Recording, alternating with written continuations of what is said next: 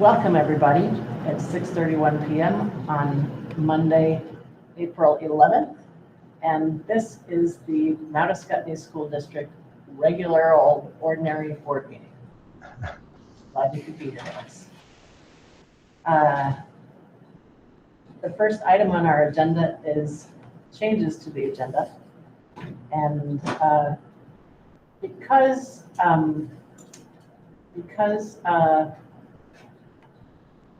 Nancy Pedrick is going to be late joining us this evening, I'm going to move the conflict of interest question to a time rather than, and also, sorry, Nancy Pedrick is going to be joining us late, and also Bill Yates has taken ill, but he would like to be part of the conflict of interest discussion. So I'm going to move it to a time of 7:30. So wherever we are in the agenda, if that's all right. Amy, I'll hand it over to you at that point. Okay? Okay. Is everybody all right with that plan? Then we can pick up the rest of the agenda when we finish that discussion. Yeah, Elizabeth, there's one more change, and I forgot to mention it to you earlier today, but I think, Kate, does the high school want to present a high school language field trip? Yes, yeah. Elizabeth's on. Okay, so Elizabeth is on, so I don't know whether we do that early on, but our kids have not traveled abroad in a long time, and I think there's a desire for a trip with our World Studies program. Well, why don't we add it to the principals part, and then if there's a discussion that comes out of it, we can add it on. Does that sound all right? Great. I don't know that do we need to take any action on it? Well, actually, any trips that go outside of Vermont, the board should approve those trips. Okay. All right. Are there any other changes or additions to the agenda? Yes. During the principal's report, Hudson's going to talk about our Ukraine law. Yep, I know. And in that, he's going to ask if we can hang a Ukraine flag. So there's going to need to be a decision. So that should probably be added, and that's my fault. Okay. I'll put that on items for action. And I'll also put the high school travel. Yeah. What was the other one that Kate? What was the other one that Kate said? A decision on whether they can fly the Ukrainian flag. Okay.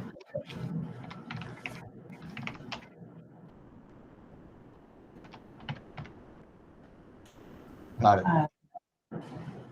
Okay.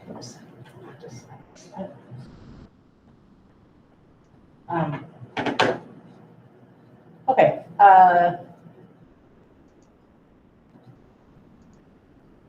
Minutes. Has everybody read the minutes from our last meeting? I make a motion to approve the minutes. I second it.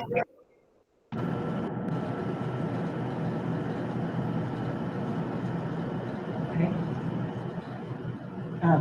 Does anybody have any questions or comments about the minutes?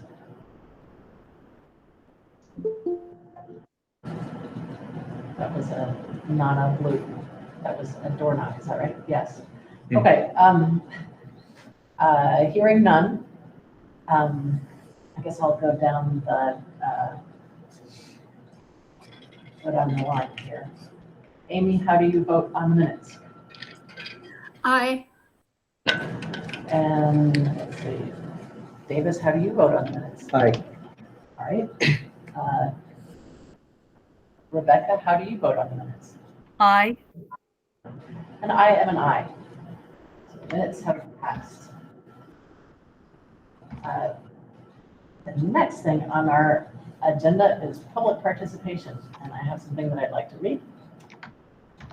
Public comment is not legally required, but we believe it is crucial for us to hear from our community members about their concerns over issues. Through these meetings, our board modeled for our students how to conduct public discourse, and that the board and members of the community can approach controversial issues in a civil and constructive manner and can demonstrate mutual respect. Having said that, please note that the board is here to listen. The public comment period is not designed for discussion. Is there anybody here who has a public comment?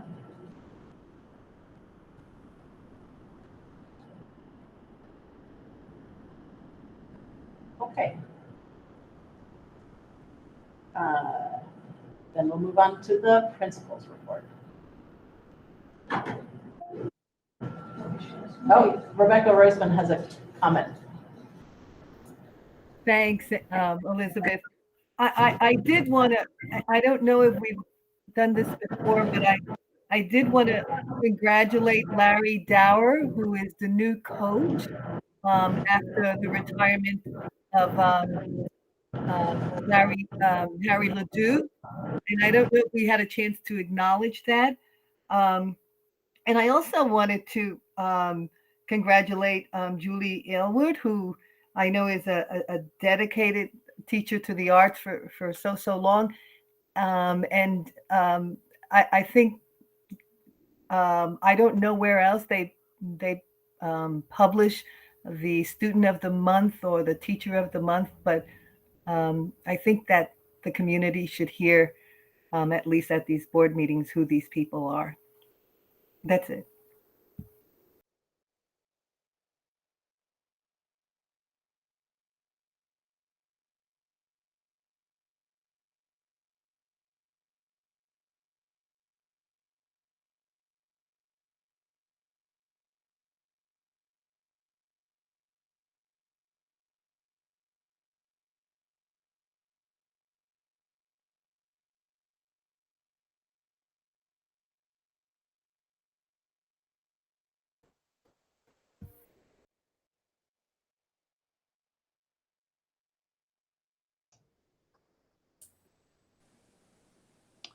Is somebody talking because we don't have any volume? We can't hear anybody.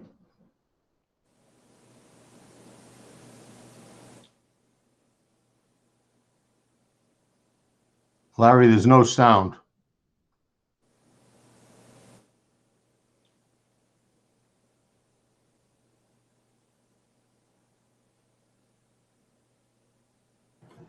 There you go. All right, Is so that better? Kate, I'll do Yeah. the ABS. Now we got it. Now we got it. Yep. Perfect.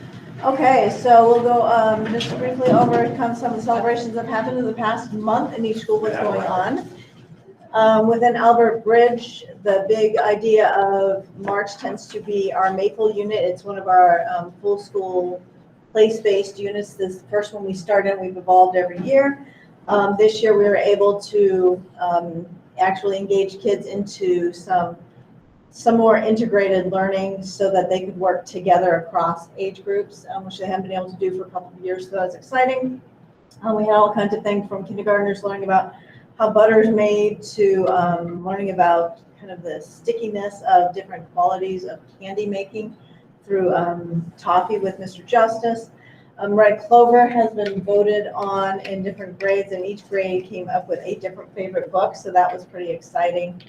And we have our new mascot is in, so Albert Bridge Fox is rocking and rolling. I'll pass it on to Kate. Thanks.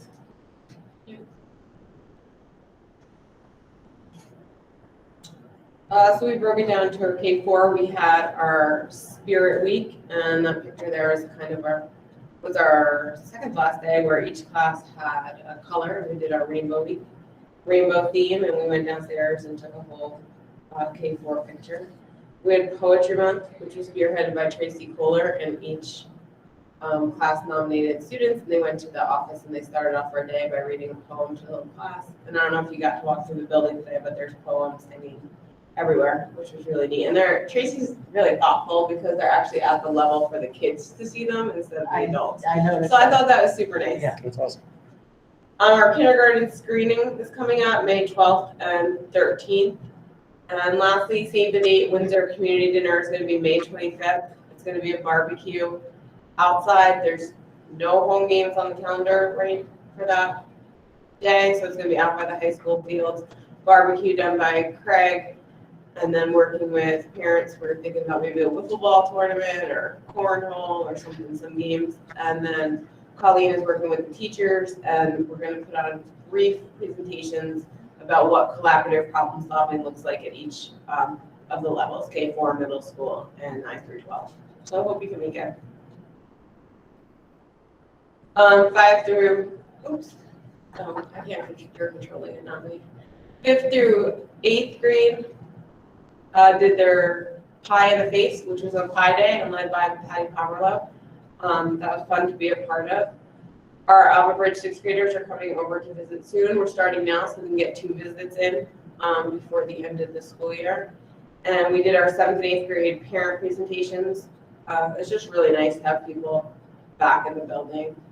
It's nice. It's really wonderful. It is. Even when we did our last community dinner, there was a parent there who has a son in my son's class of 1st grade, and he had never been in our building before. And I was like, it's killing me.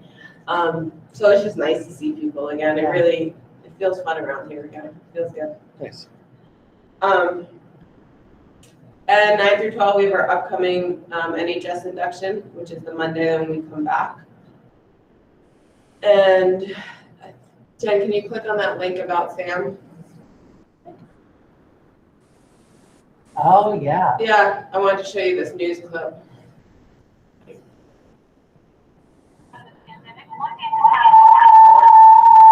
It's not sharing. Laura, do you know how to share the sound via the owl? Yeah, I'd have to mute the owl, and then people online will be able to hear it. So if you mute the owl, Then David and the other people online wouldn't be able to hear Can we it. tap the mute on this? oh, If I, What if she opened it in a new tab and shared that other tab? That would work, wouldn't it? no, the only way it's gonna work is if you do it on the owl. We can't do it on the owl. It's not a computer. could I put the link in the chat? People can Yes, copy it, you they can can put the link watch in the it? chat. Yeah. Awesome. Okay, let's try that. So I will put it in the chat. The point of the owl too is it's supposed to be hybrid, meaning the people would be joining, but we wouldn't be on computers. We'd just be doing our thing, Got it. you know? So just the whole point. So then, so a little over 3 minutes, so do we want to have people just click on the link, watch it for 3 minutes, and then we can talk again? No, well, I mean, Sam is one of our students, and he's going to the 2022 World Irish Dance Competition. He's featured on WCAX. That's so cool. Yeah, it's very cool. So it's worth watching that video when you get a chance. Nice. And then I'm gonna skip to the next 2 things and then go back to you. Our HACTC Culinary Arts did a fundraiser, which my kids were able to have dinner tonight because they're home eating the meatballs made by the HACTC. And also they're invited some of our staff members over to have lunch on April 21st. So good things happening over there. We're happy to partner with them. Our theater arts performance is May 4th, 5th, and 6th at 7. It's Game of Tiaras, which I guess is a play on Game of Thrones. And lastly, we have a student here, Hudson, who's here to talk about our March for Ukraine, which was totally student-led. Good evening. My name is Hudson Randy. I'm a freshman at Windsor High School. I'm here on behalf of the Windsor Coalition for Justice. We are a student group focusing on issues in social activism. I want to discuss something that is of utter importance right now, the war in Ukraine. Windsor has held a march by William Atwood in collaboration with Student Council and a Pennies for Peace drive that contributed funds to go to Ukrainian refugees. Those events were incredibly impactful, but beyond that, I feel like that having the Ukrainian flag hanging on the Windsor flagpole underneath the American flag would send a message of unity and strength within the community and beyond itself. We are asking for funds to purchase the flag and permission to hang it on the school flagpole.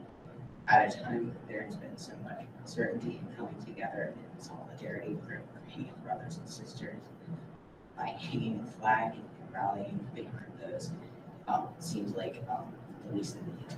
Please consider this proposal. Thank you for your time. That was also featured in the Valley News, which was just happenstance. They saw it online and came, but now they gave us their direct line, so we can call them anytime we have little events Excellent. like that Awesome. happening. Can you tell me a little bit more about the march? It was, so we all met down at the parking lot. We all walked around the town square property, and then we had a donation bucket. We raised probably, I think, close to $200. Wow. To go to a refugee, and there's an exchange student in Springfield, and we're trying to get his family to be able to come over, and they're working with some Welsh and Senator Lee to do that. So, and then the Pennies for Peace drive, we raised a lot, but it was really great. Do you have any other fundraising plans? Not currently. I do know that there is a raffle going on that will support, which I can send that to you guys. That would be great. Thank you. Yeah, thank you for telling us about what you've been up to. I also want to mention that Davis came to our walk, and that was a really nice surprise, and meant a lot to the kids. I know it. Yeah, and I can attest it was a really fantastic event, really well organized. It was great just to see so many people out and about, and yeah, can't say enough good things about it. Excellent. I think that's it. I do want to let you know that we're bringing back Mountain Day this year, which is really just kind of a signature event here that was started by Donna Ewald. Within the 12 years I've been here, was our first one, and our entire K6 hikes and goes hiking. So K2 will go to Mount Tom, 3-4 will go to Cardigan, and 5-6 will go to Ascutney. We're looking to rename the day into something that honors Donna, but not necessarily Donna Ewald Day. So if anybody can think of anything like some kind of acronym that would recognize Donna, we're open to all suggestions. It's really nice to see you. So I see you. Cool. Do you want to do the senior acceptances now or later? We just started listing some of the colleges that our seniors have been accepted to, and we'll keep updating them as they come in. We just posted our jobs for our paraeducators within the last couple weeks, and we had 2 2020 grads apply for this. That's cool. It's nice to see kids we taught want to come back and work here. Yeah. That's great. Yeah. I see that Rebecca has her hand up. I do. So there were a few things I wanted to comment on. The first one was the culinary fundraiser. What is that about? And what is the funds that they're raising being used for? And does that include the culinary program in Hartford? It is strictly through the culinary. Our students? It is strictly through the culinary program in Hartford. So those students come back here, and they sell to us, which is nice. And then they make the food. So you had a choice this time of cheesecakes, meatballs, or quiche. And then it goes right back into Hartford's program. Okay. All right. My second comment was I just wanted to acknowledge it's great that what's the student who led the march for Ukraine. It's great to see our students just thinking to what is it that's going on and acknowledging it, and that's wonderful. Hopefully we'll see more of that. Apparently he spoke about a social justice program, so that's great, and I wanted to just thank him for that. And the third thing was I'm gonna have to pass on that one. Oh, the third thing was regarding the post-graduation student plan. I don't know how that can be done, but I would like to see,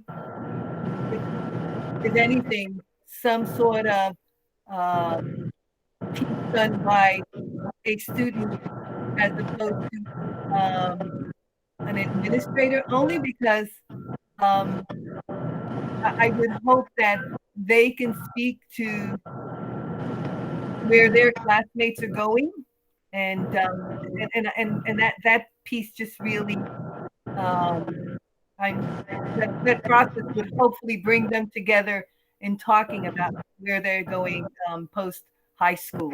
I don't know if that's even possible, and I'm not asking for a 15-minute presentation, but I would love to see a student or a couple of students speak to where is it that their classmates are going to after high school. Oh, and that just reminded me one more thing, which was just decided within the last couple of days.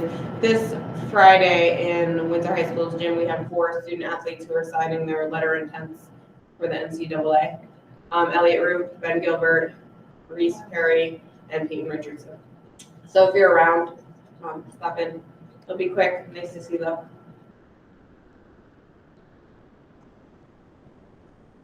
What time?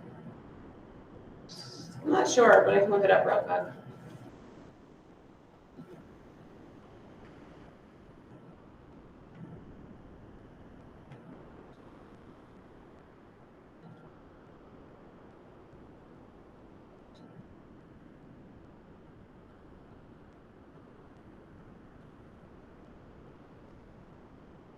While she's looking that up, does anybody else have any questions? Friday, 15th. What time? 7. Thank you. And it's in the gymnasium? Yes. Okay.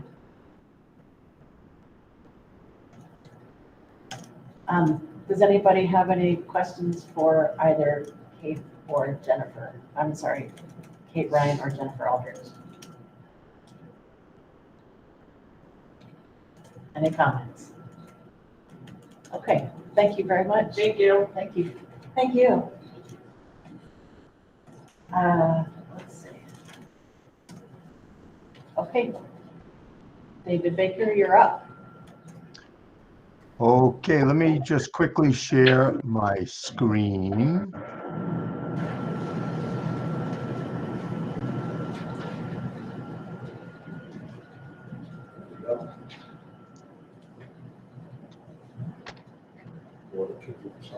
Yeah, this will be, I can't see anybody, by the way, so if there are questions at the end, I'll stop sharing.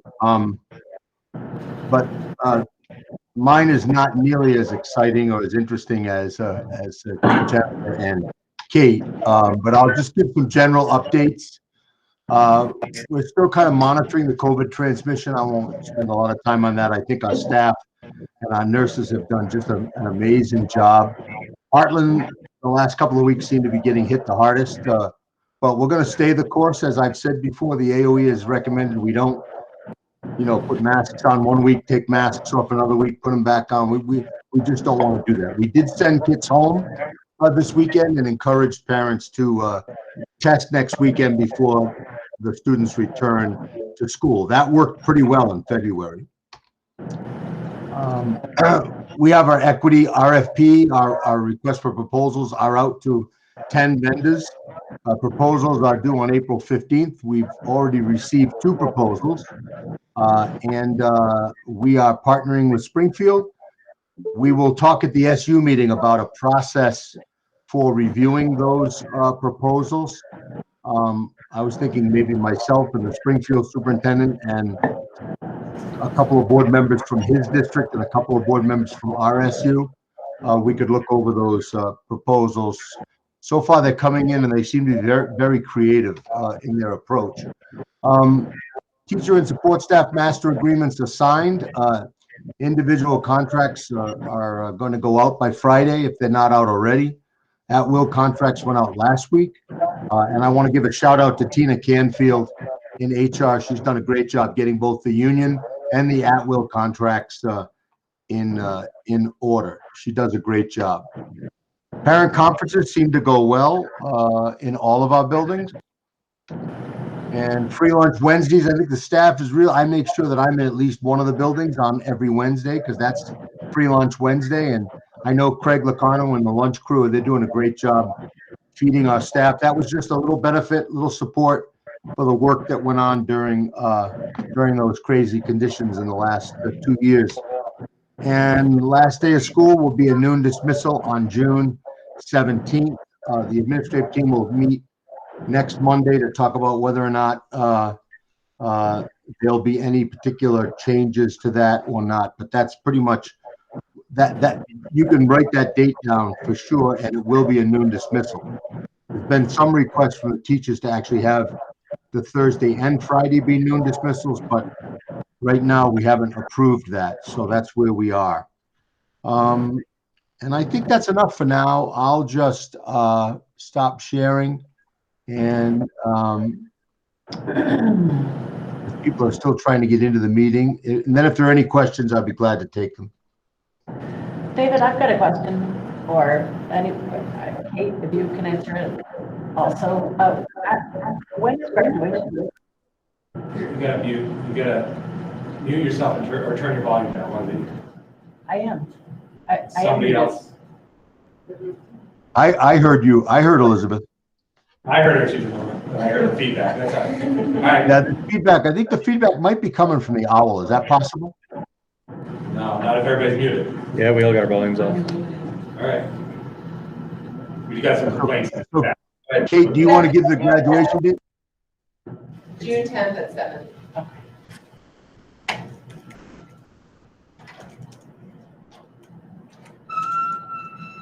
And that's a good question too, because that's a night we like to have all the board members at the graduation, if possible. So June 10th, 7 p.m. would be great to have everybody there.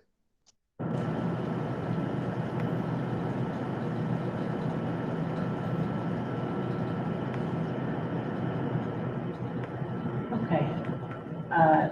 Is there still feedback? I think the feedback has worked itself out.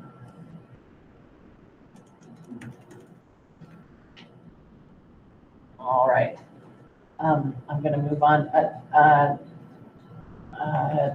Can we hear about the Costa Rica? David, are you done with, is that the end of your presentation? Yes, that's it for me. Okay. Can we hear about the Costa Rica trip? Yes, thank you. So I've been talking with Senora Claire, our Spanish instructor for 7 through 12 over this past 2 years about what we're going to do post-COVID for getting our students to travel again. And my own children have gotten to go to Costa Rica to this Praxis Center where they do service learning projects, alternative spring breaks.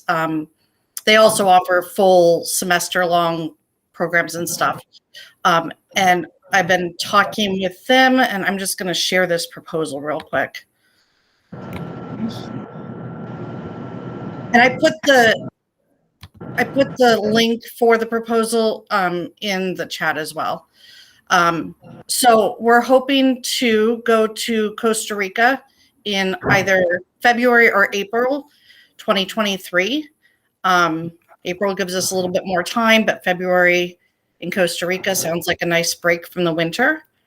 As I said, the Praxis Center is it's a language institute in Santa Rosa de Santo Domingo, which is pretty close to San Jose, the capital city of Costa Rica. It's a short bus ride away.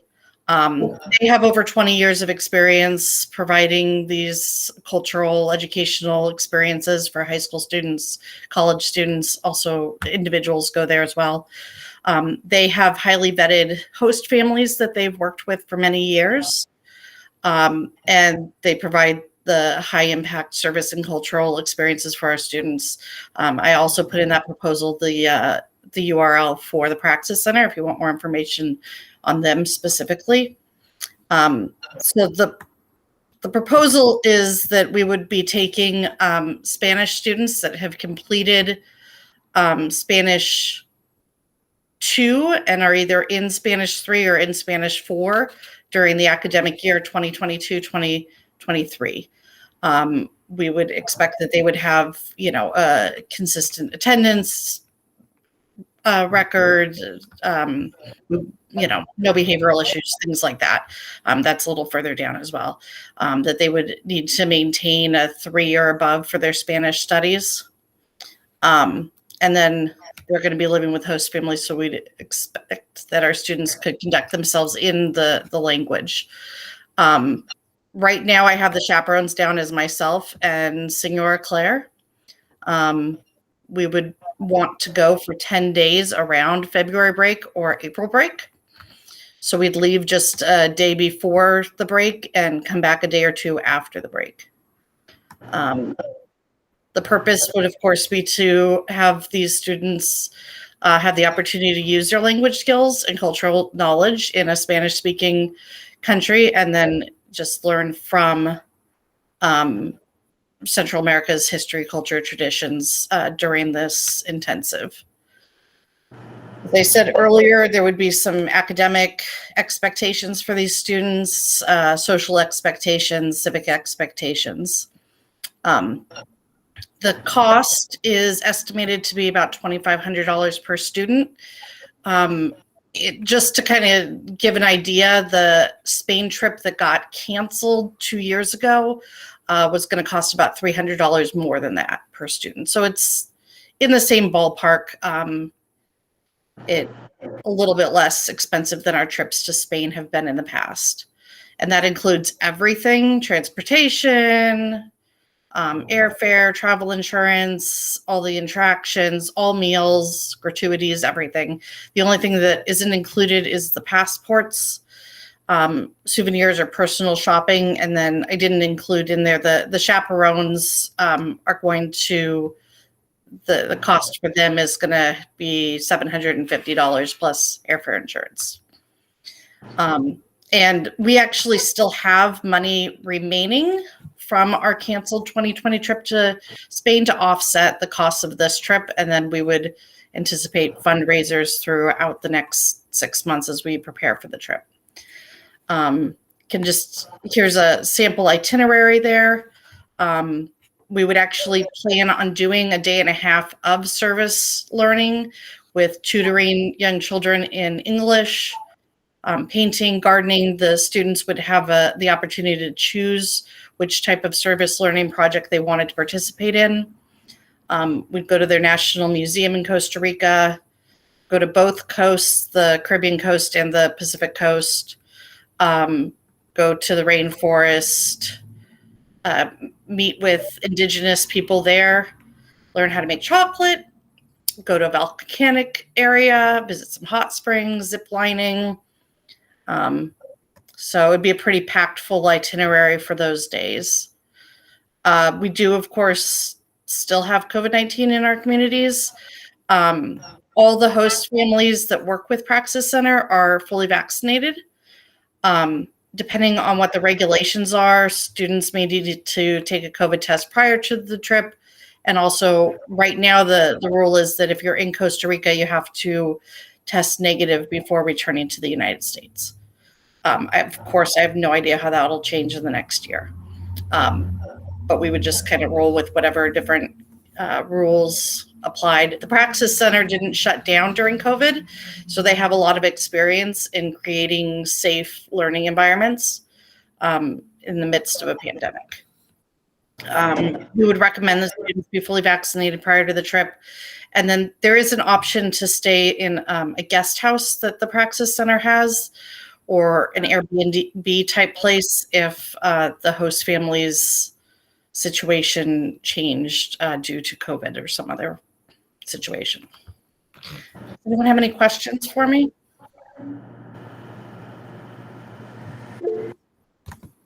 Rebecca, I see your hand.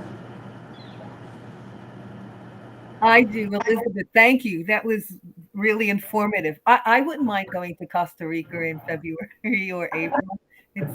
I hear it's just beautiful there, and I've never been there. But I do have a couple of questions. Are students studying Costa Rica prior to this trip? Would it be, that's my first question. Would it be required for them to study Costa Rica? And the second question is there an academic expectation? So will students come back and be able to share this experience with others, either on a presentation night or something, so that parents and the community can understand why is it the value of these experiences for students in high school, if it is possible. Yeah, thank you. So currently in the Spanish classes, they do study different cultural areas of the Spanish-speaking world. So Spain, but then of course Mexico, Central America, South America. And so I don't know if there would be a specific requirement to study Costa Rica by itself rather than just the Central American countries. I think that, it's valuable to have some knowledge of Costa Rica. It's also valuable to not hyper focus on one place when we have an entire world to learn from. But of course, we could consider that if we wanted to add that as an expectation for students. And then, I think it's a great idea to have students, present their learning experiences and their, cultural experiences that they had on a night after they return. They do have a time on Sunday in the itinerary for doing some reflections of their experience together as a group. And then I think coming out of that, they could think of a, way to present that to the greater community. Thank you. Amy, I see your hand, and then David Baker. I remember from previous students traveling that they would, upon return, would give a very nice presentation to the school board that was also recorded and videotaped by Windsor on Air. Okay. That sounds like a great idea.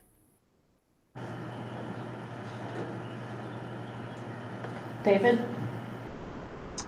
Yeah, that's pretty much, I was going to say what Amy said, that we've done that before where there are class presentations, and I think there were one or two kids who actually rolled it into their capstone projects, which was great. But also I think it's good to remind everybody that pre-COVID, we used to do these international trips every 2 years, basically. And it was between the French and Spanish department, we try to make it happen. So it's just nice to be able to come back to this possibility again. And if it's my understanding, and Kate or Elizabeth can correct me, we would try to fold it into what we call March intensives, where the whole school is actually engaged in sort of special activities and hands-on activities and community-based activities. I don't know if we can line it up exactly that way and whether March intensives will be in March or not, but it would be nice. And I really thank Elizabeth and Hannah for putting this together. I think it gives kids hope that there's life after COVID, and that's great. Elizabeth, I have a question as well, and that is, do you have any kind of ballpark number of how many students we're talking about? So we believe it would be between 10 and 15. Thank you.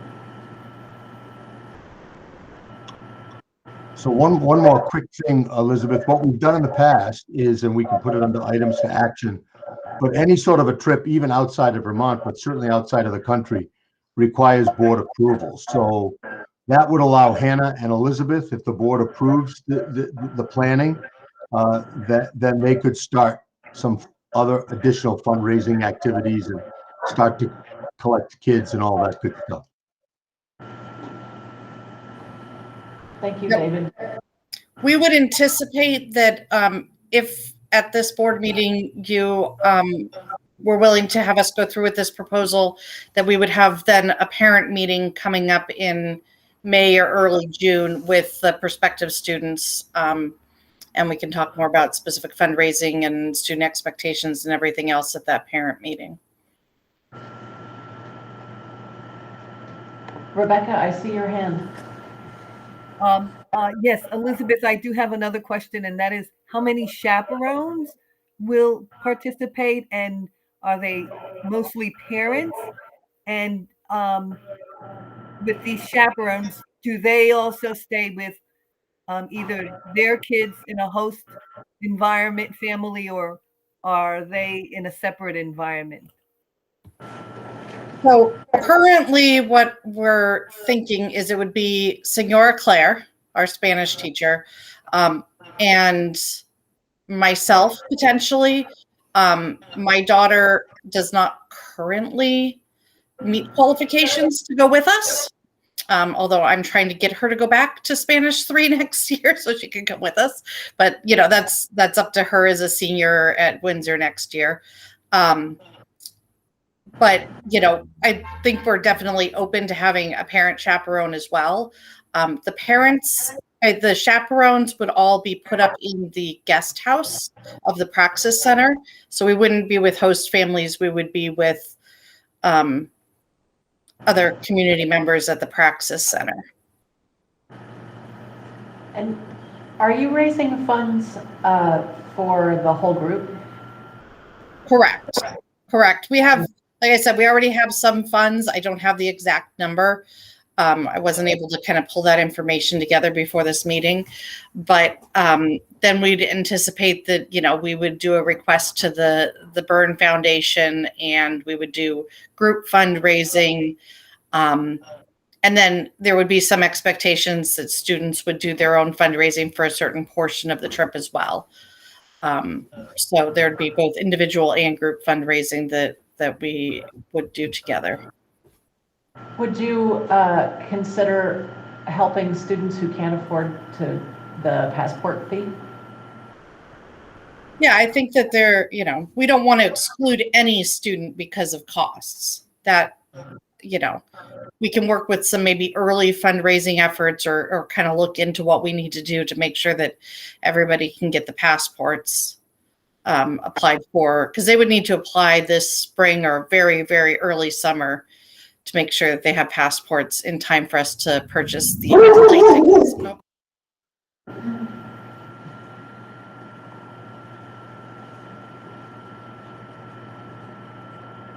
All right.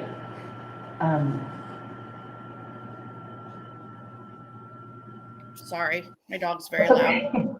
That's okay. Well, thank you for all of that. I think we'll address it at the end of the meeting, if that's all right. Don't feel you need to stay around for it unless you were planning to already. We can let you know what. All right, thank you very much for your time. I appreciate it. We'll let you know, Elizabeth. Thanks. All right, thanks. Okay, so the next item on the agenda is the discussion section. And we are at 7:14. So I'm going to, again, Nancy Pedrick, you were not with us in the beginning of the meeting, but I moved the discussion of the conflict of interest to 7:30 so that Bill can join us. So what part of our agenda, can the 5-year maintenance plan be done in 15 minutes or should we hold off on that? Larry, what do you think? I can present it in 15 minutes. If there's very little questions, then it could be done in 15 minutes. I think we should try to do it. What's that? I think we should do that. Do the maintenance plan. Cool. Okay, thank you, Larry.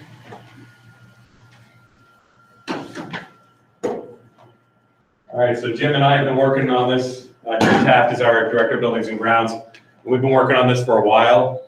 At David's behest, he wanted a 5-year maintenance plan, including preventative maintenance and capital projects. So what I'm sharing here at the top of it is the preventative maintenance piece, and then below is the capital projects. So just like your house, preventative maintenance, the more money you spend in preventative maintenance, the less big ticket items you're going to have later on. And specifically at, Windsor has done a great job with their building.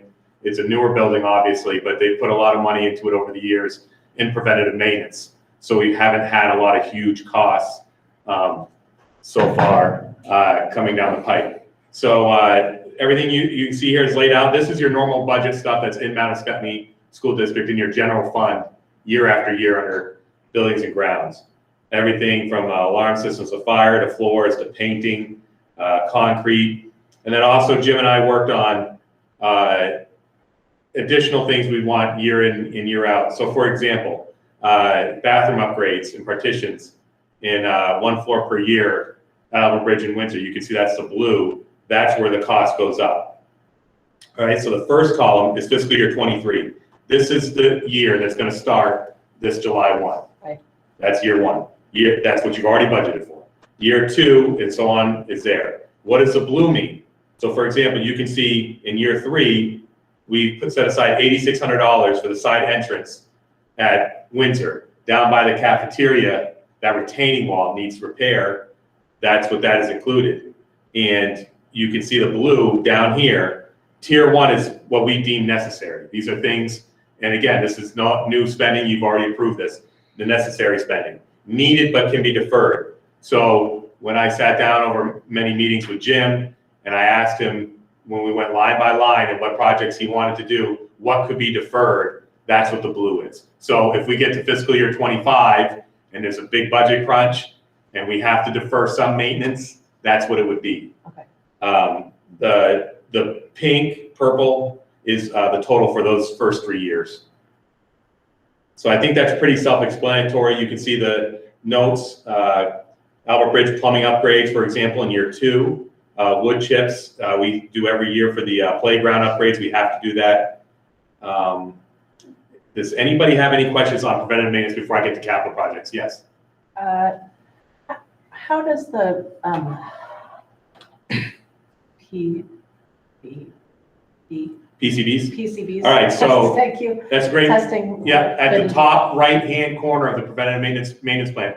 Now, you'll see this maintenance plan is for the WSESU. The left on the bottom, this tab I'm on is Mount Scottney District. In May, I'm going to present Weathersfield. I'm hoping to do Heartland this summer.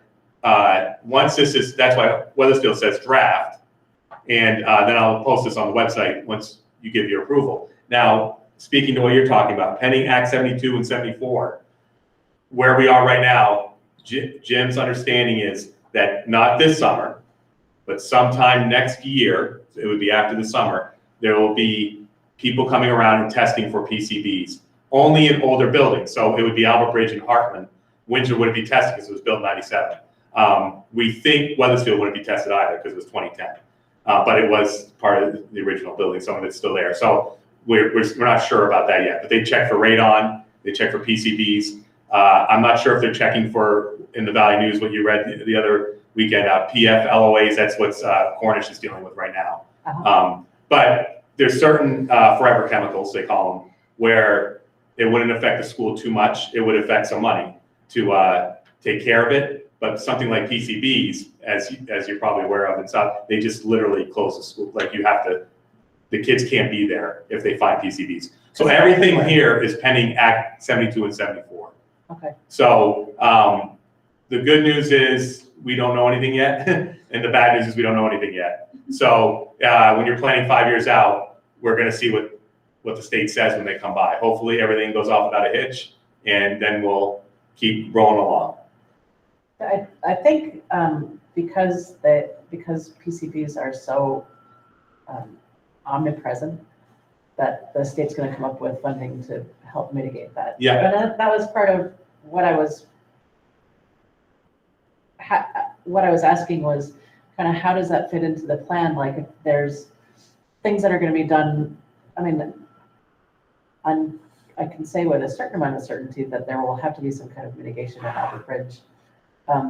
are there things at Albert Bridge in the maintenance plan that Yeah. can be rolled in at the same time? So I think what will make more sense to the PCB discussion will be around the capital projects, not the preventative maintenance. Uh-huh. So this is the preventative maintenance. This is things that we would do if somehow PCBs were found and we got some money from the state to mitigate it, then that would be great. But it really wouldn't change we would do less painting that year at Albert Bridge, for example. I got But you. it wouldn't change the preventative maintenance budget I got too you. much. I got you. So the capital projects, I think it'll be a little more clear. Uh-huh. So as we go down, so that's the preventive maintenance. That's the top part of this document.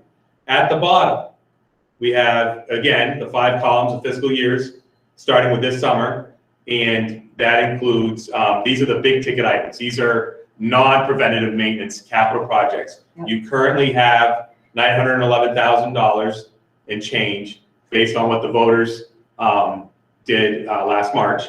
And what we're in here, a lot of this stuff is not new to the public or to the board. You've seen these, the classroom speakers. Some of these are new. A fire panel replacement out at Albert Bridge, that needs to be replaced. That is a priority for Jim this summer, regardless of PCBs. We have to replace our fire panel. Yeah. So we're gonna do that. The kitchen floor, that dining hall, we brought the price down a little bit on that. We've been working really hard. Craig's done a great job getting multiple quotes. And we're gonna do some of the painting in-house to lower the cost. We're gonna change the seating arrangements a little bit to save some cost. So that's the dining hall design. The 8-passenger van and all-wheel drive, that's there. I know that's been an item for discussion.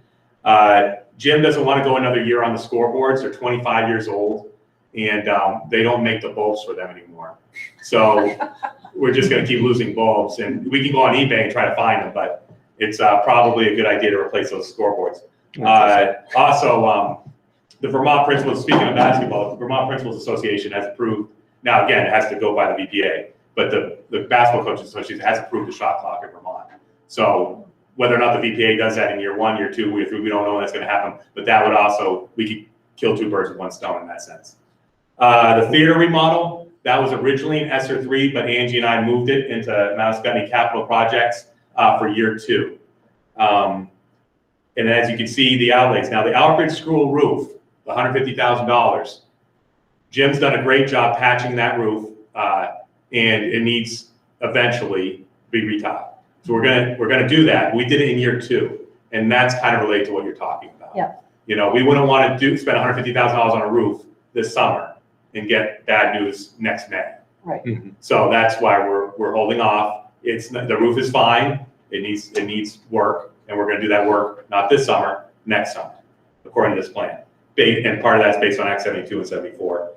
As you can see in the out years, Windsor's got many sections of roofing, and the south and the west, we're gonna do that in the out years, 4 and 5. Track respray, because it's a 5-year plan, we're gonna revisit this every year, and as we add the additional year, and Jim thinks that this would be a good target. If it got pushed to year 6, that's fine. The track is in great shape. So as you can see, the total cost is $734,000 out of the 911, and that doesn't include any additional surpluses in years 2, 3, 4, or 5.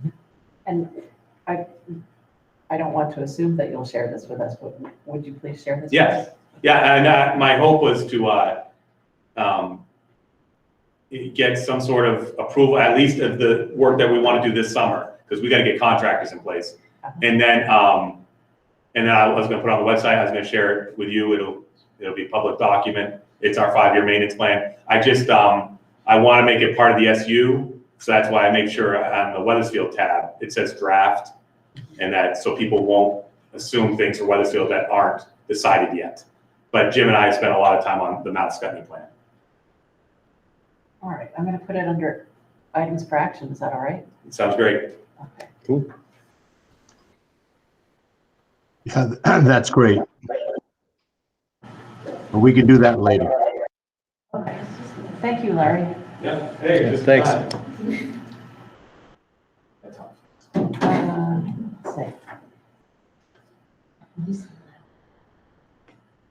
Well, is, I think Bill's here. Bill is here? Yeah, I saw his name pop Oh, up. there he is, okay. All right. Well, we're headed in just a little bit early, but I think this is great timing. Amy? Hi. So just a little bit of background information.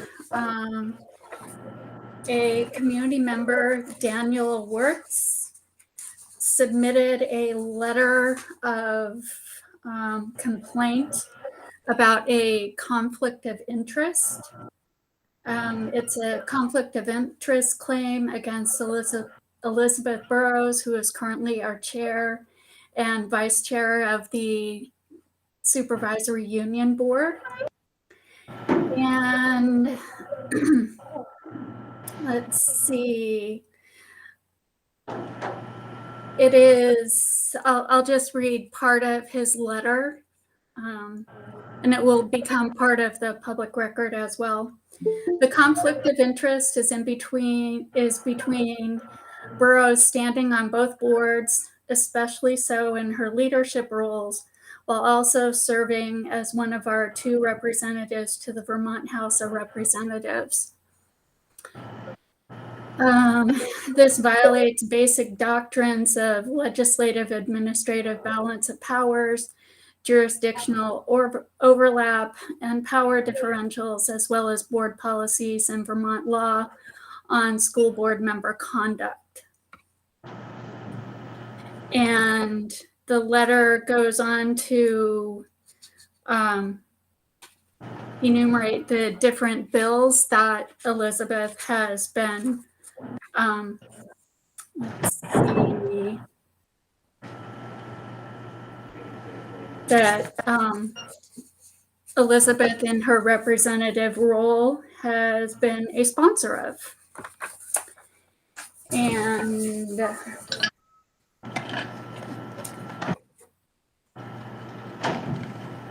so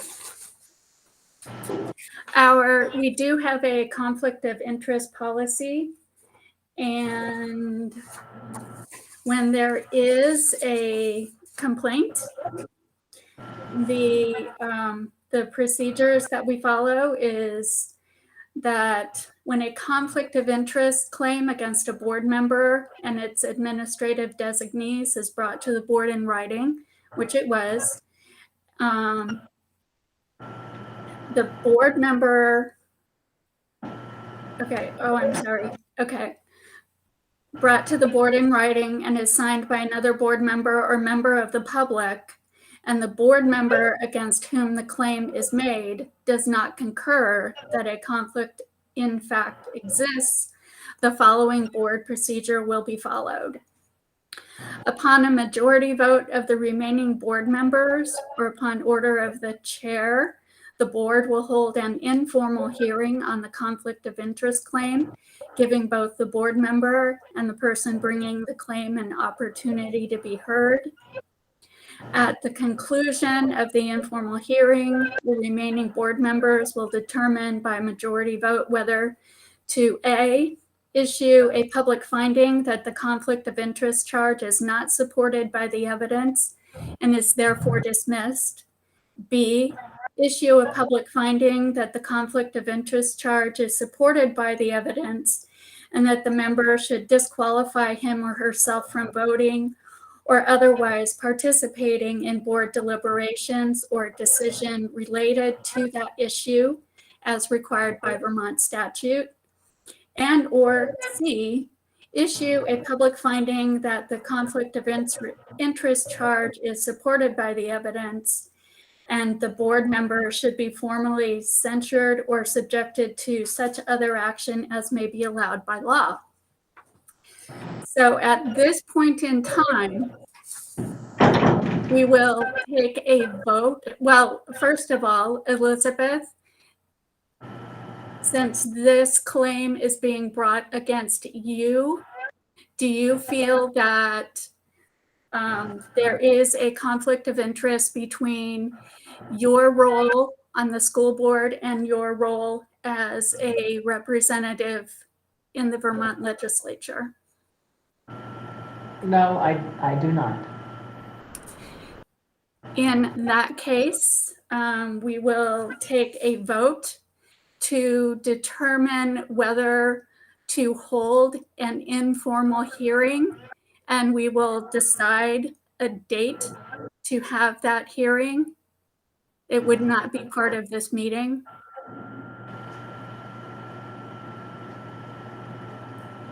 So I will go down the list of board members.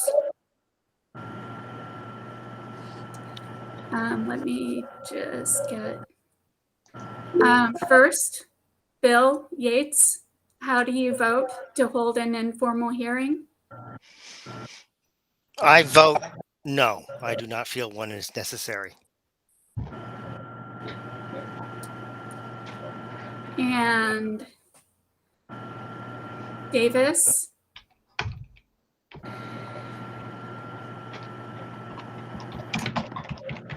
I vote yes. I think it'd be a good opportunity to just look at the subject of conflict of interest and dig a little deeper into it. And Nancy Hedrick? I vote yes. Same reason. Rebecca? I vote yes. Same reason. And I, Amy, also vote yes for the same reason. It will give us an opportunity to, for all of us, in not just the board, but all of our community, to have a better understanding of the conflict of interest, the policy and the laws around it, as well as the role, the importance of the roles of a person who represents a population in the legislature, as well as representing a community on a school board. And if there is a conflict, or how those two mesh very well together, depending on your the way you would interpret that. So it has been determined that we will have an informal hearing. Could we have that as part of our next meeting? Perhaps even scheduling the meeting early? I think that's possible, yes. That meeting. Yes. Nancy, you have your hand raised.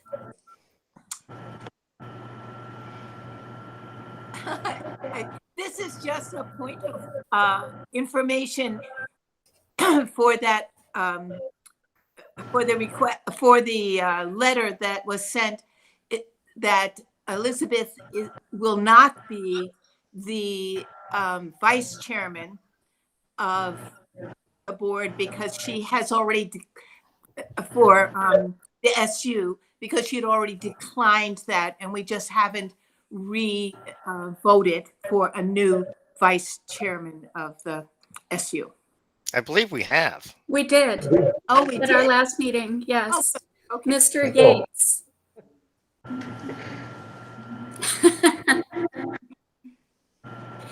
So you're correct. So the conflict of interest is between Elizabeth's role on as a legislator, and as the chair on the Mount Escutney School Board.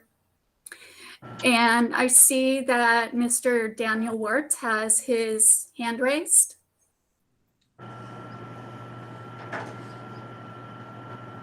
And you're muted. I think,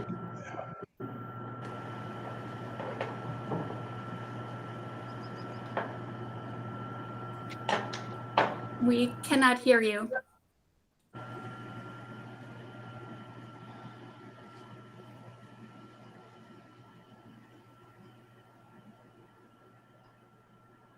So, Amy, could I make sure I've got the, I want to make sure I have the votes. I have Bill Yates, no. Davis, yes. Rebecca, yes. Amy, yes. Are we missing one? Me, Nancy. Nancy. Thank you. And I will take a motion to schedule the informal hearing at our next board meeting. Motion to set up the meeting in the informal meeting at our next scheduled meeting. Second. Okay, thank you. And I'll do a roll call. Amy, I have a point of query. Yes, Elizabeth. The next scheduled meeting for this board or for the supervisory union board? For this board. Okay. And did you mention that we were thinking of starting the meeting early to accommodate that? Possibly, depending on what other items are on the agenda. Because I can imagine this might be up to half an hour.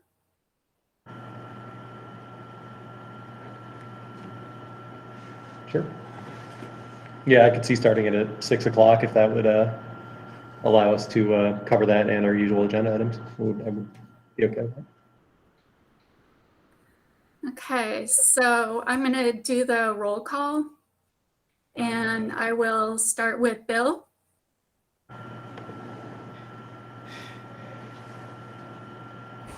Aye. Davis. Aye. Nancy. Aye. Rebecca. Aye. And I, Amy, am an aye. So the meeting will be at the next Mount Escutney School District.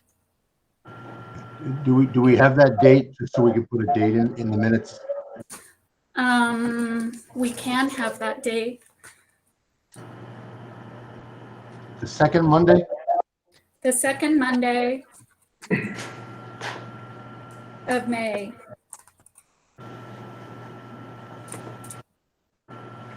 Which is the 9th.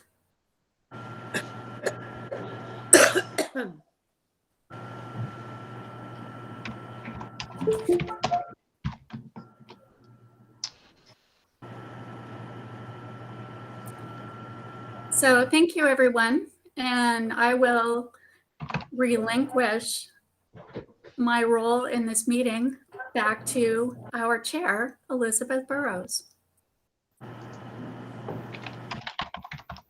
The next item is, let's see, the fire maintenance plan. The next item is the middle school model. And I have a couple of, okay, is Kate coming back? Yeah. Okay. Okay. I spoke with Alice Stewart at the Mount Escutney Prevention Partnership, as well as Natalie Thorne, or Nat Thorne, who is a guidance counselor here at the Windsor School. She's a peer mentor. She's a paramentor? Peer mentor. Okay, thank you. And she works with the tobacco grant from Mount Escutney. Okay. The reason that I contacted both of them was that when I was looking at the YRBS carefully, I noticed that while the numbers for LGBTQ students are worrying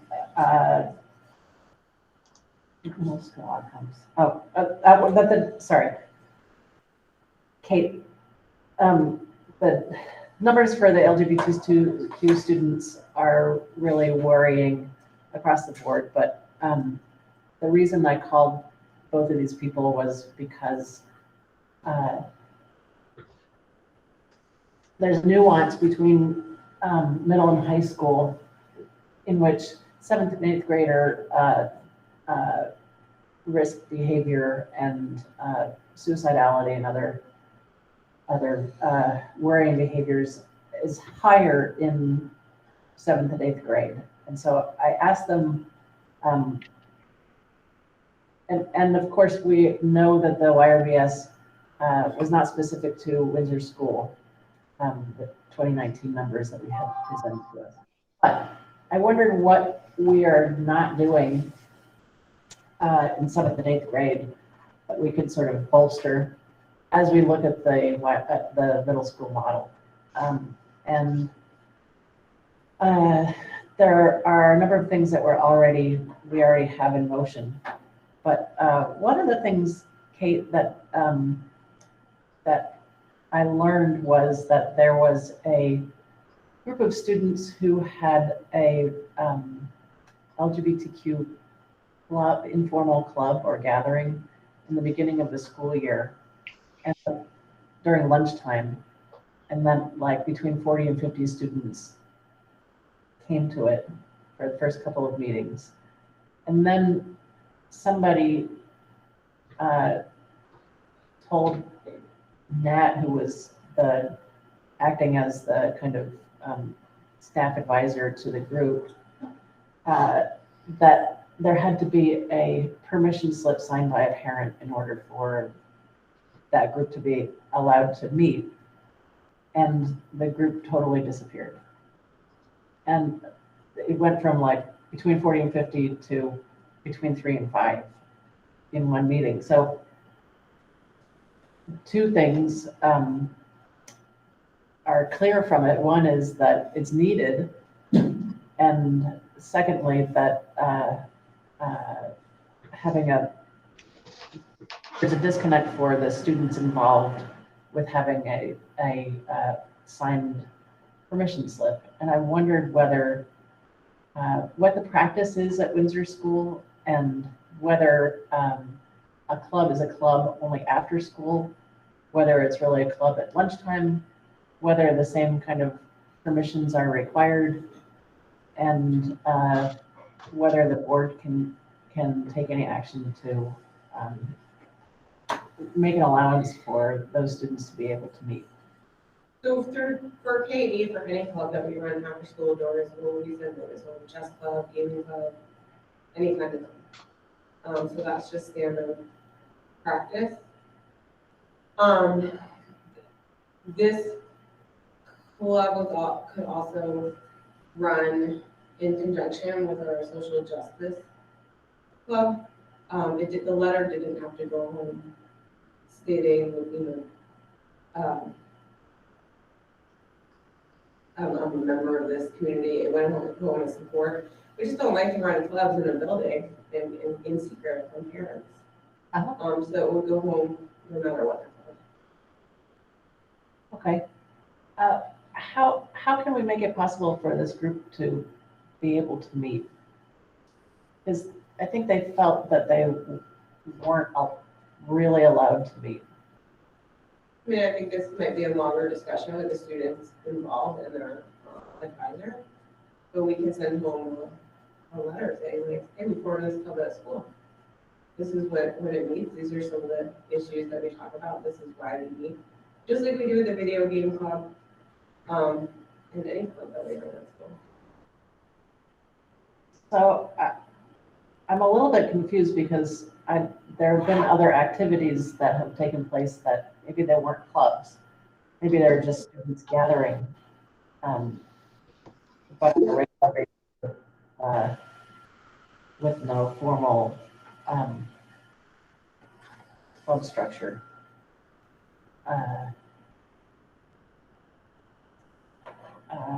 Okay. Amy and Rebecca and one more person, hold on.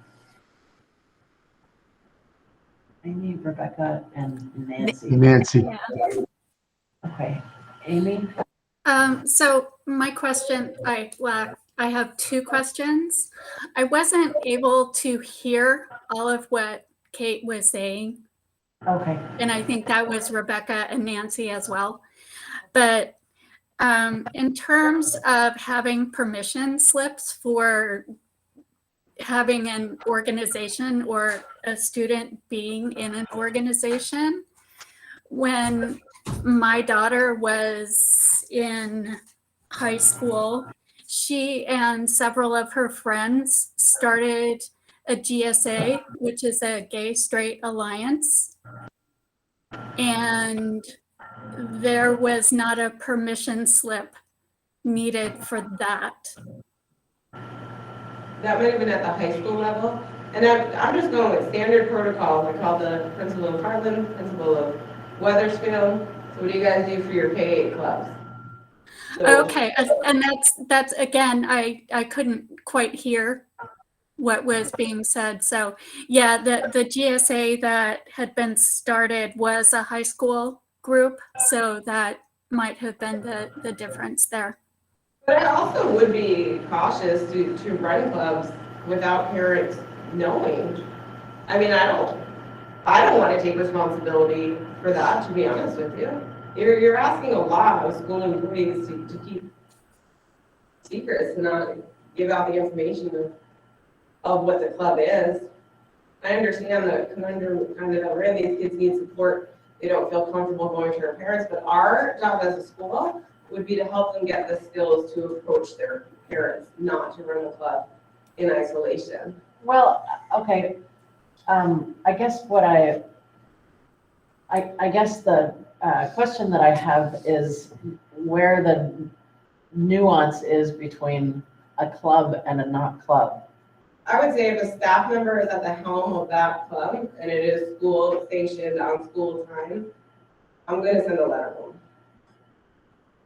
So if there's a bunch of kids meeting and they're talking about this subject matter, but it's not a formal club, do you think a staff member should be present? I mean, I feel very put on the spot right now, but if kids are having a lunch conversation, I mean, and a staff member is walking around, that's different than if we're saying, hey, come on Wednesday, come meet in this classroom, we're having a club, these are the issues that we're gonna discuss. Okay. Rebecca, I see your hand, and then Nancy, and then David.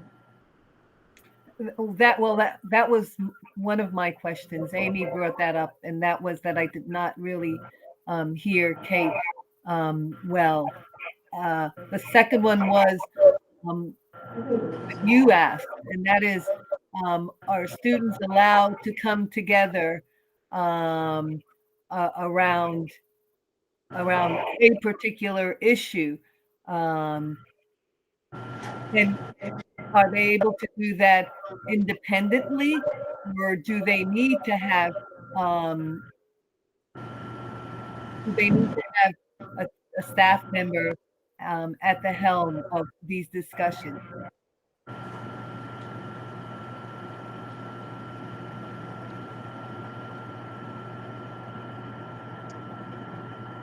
Yeah, I just want to talk historically, Rebecca, on that issue. I think that there can be informal conversations, like Kate said, at any time, but once you designate a time, once you designate a place, and once you designate a subject area, or, I mean, then I think you've got sort of more of a formal club or activity. But what I wanted to say, and I don't mean to interrupt Nancy, my point was, I think because we had this conversation at Weathersfield the other night at their board meeting. There's a difference between announcing a new club and informing the parents about a new club, putting all the clubs and activities in your handbook, versus requiring parental permission for a student to be in that club. Now, I know there's that nuance between middle school and high school, but I will tell you, from drama club to math club to chess club, you name it, we have never required parental permission for a student to be part of the club. We announce it, we make sure the parents are aware of it.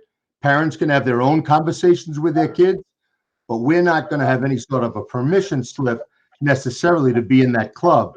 But I think the nuance was, this was new, it's the middle school. So I think I think both at Weathersfield and at Windsor, I'm not sure about Heartland, but I think that's where the distinction came. It came from, do parents even know this club exists? It should be in the handbook. It should be notified. But I would argue against parental permission to be in that club.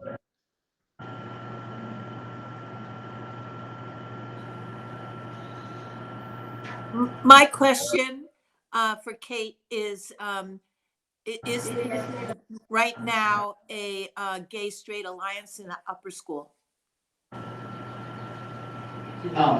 Yes, I know there is a queer education club, which is run by Nat Thorne. And then there is the Windsor Coalition, which the GSA, which was started by Ryan Kelly when she was here, merged into the coalition, and then the groups kind of split so we could cover more issues. Can you repeat that, please? The So- Windsor Coalition was the GSA?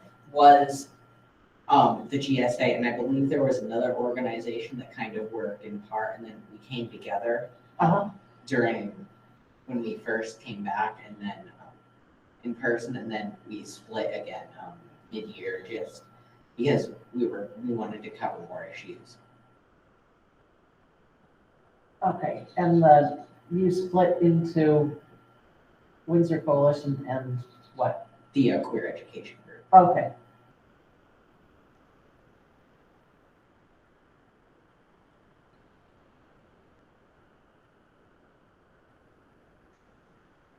And just to clarify, we still have our middle school pride group. It is running, and I don't mean to correct Dr. Beaver, but when we do stuff after school, we do, at least here, require some sort of permission so that kids know what time they're coming, parents know what time they're coming and going, just like we do with athletics. That sign up sheet.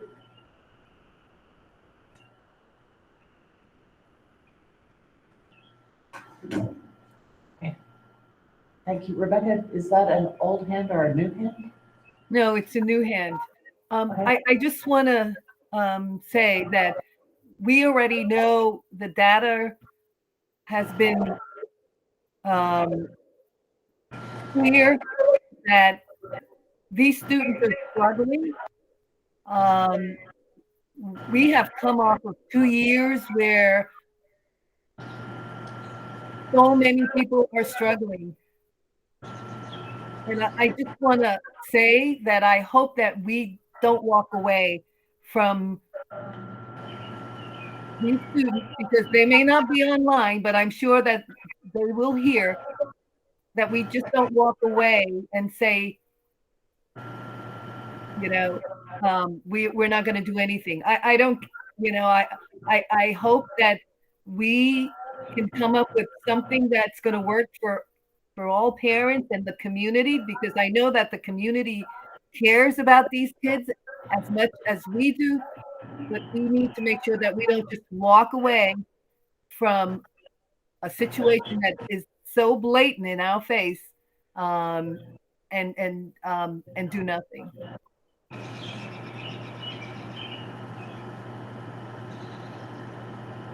Thank you for that, Rebecca. Kate, is that your hand?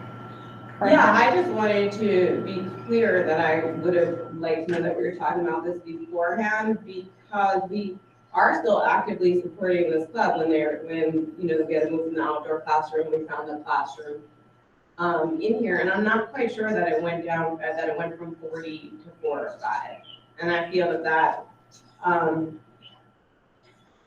of was a characterization of it, because you were requiring this letter, when that's how clubs at the middle school age, when all these kids could come together, work. If it was a biking club or whatever kind of club, a whole bunch of kids would have came out the first time, and then it would have dwindled off. So I'd like to be able to get accurate numbers and an update from that club prior to our next meeting. Okay, I appreciate that. And I did not mean to put you on the spot. I apologize for that. I know that I put you on the spot, and I'm sorry. Thank you. And I also, not only that, caught you off guard, and I'm sorry about that too. Thanks, I appreciate that.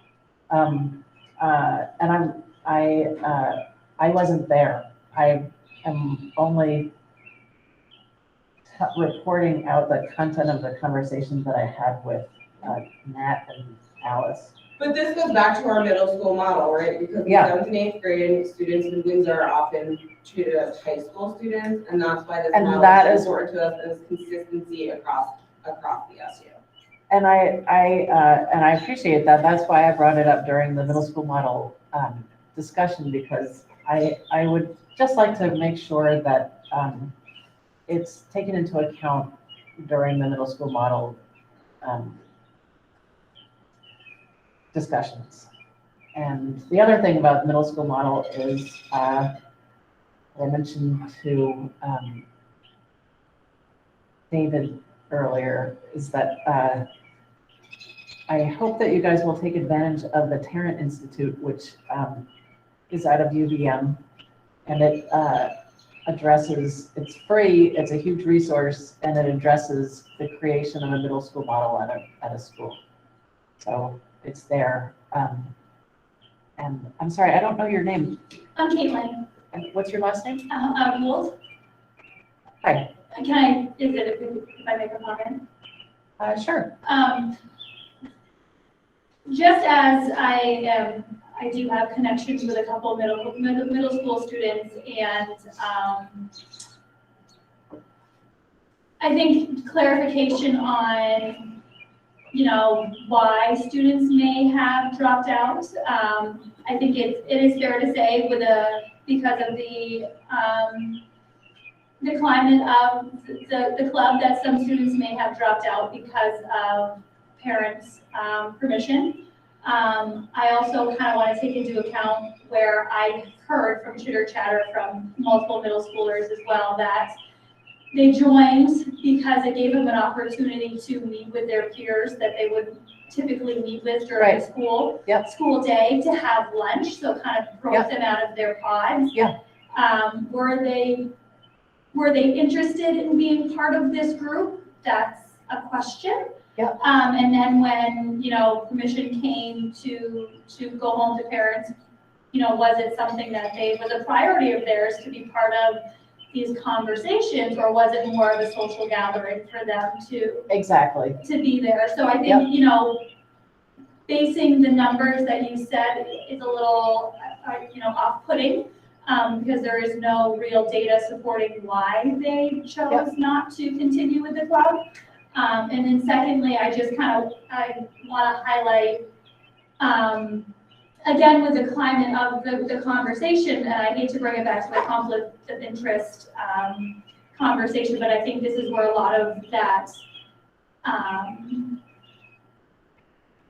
a lot of the conversation around the conflict of interest has come up, because parents feel like they're losing their rights when it comes to children in the school. And so with you bringing that conversation up at this meeting, and then with a conflict of interest with the bill that is being brought to legislation, I just want to make the board aware of that they kind of go hand in hand, which is a little concerning to a lot of parents.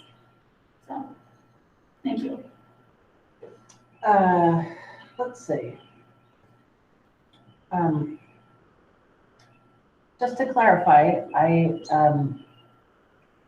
I was just reporting out what the content of the conversation with Alice Stewart and Matt Thorne was, and I don't know more than that. And I see a group of kids dwindling from 40 to 50 down to 3 to 5 as for some reason, we don't know why, perhaps, they needed that club, or it wasn't a club, they needed that gathering. And it makes me sad that if they dropped off precipitously, if that's a normal thing, I have no idea, but it was swift, and if it was something that they needed, it makes me sad for them that they don't feel they have access to it. Amanda, I see your hand, and then I see Kate's hand. Kate, is that a new hand again? No, I'm sorry, that's an old account. Okay, and there is, I guess another name. Annalise Ennis. So Amanda? Thank you, Elizabeth. And thank you to Rebecca and David Baker for their comments. We have seen the Youth Risk Behavior Survey, and the data that you were referring to is very serious. These kind of meetings, these kind of safe spaces are life-saving. This has to be taken in that context. There are children that are hurting really badly. And there are children that are at risk if they are outed at home. This is a serious issue. And it's not about keeping secrets, it's about keeping kids alive. I was a queer kid at Windsor. I struggled in middle school. I would have loved a group like this, and I can't say I would have gotten a permission slip. It's really important to think of these children, and it's hard to be here tonight to talk, even now, to have people talk about being gay or lesbian or trans is something scary or something you need permission to talk about. It's just an identity. It's beautiful. It's who many people are. It's who I am. It's who many of these children are.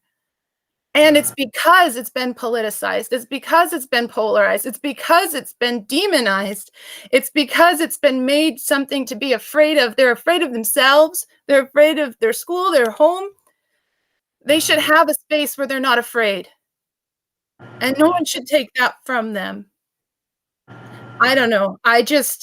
Maybe you could figure out a way to have an open hours at the library during school where kids know they can come and talk about something, some kind of workaround. But I think that making it seem like it's something scary, something that is being done behind parents' backs, no. It's just we have gotten data that children are trying to kill themselves because they don't feel that sense of belonging or safety. And you're doing something about it because you're leaders. So thank you. Keep it up and bring some joy into this conversation because it's also about celebrating these kids and all the wonderful things they bring because of who they are, not despite it. Thank you.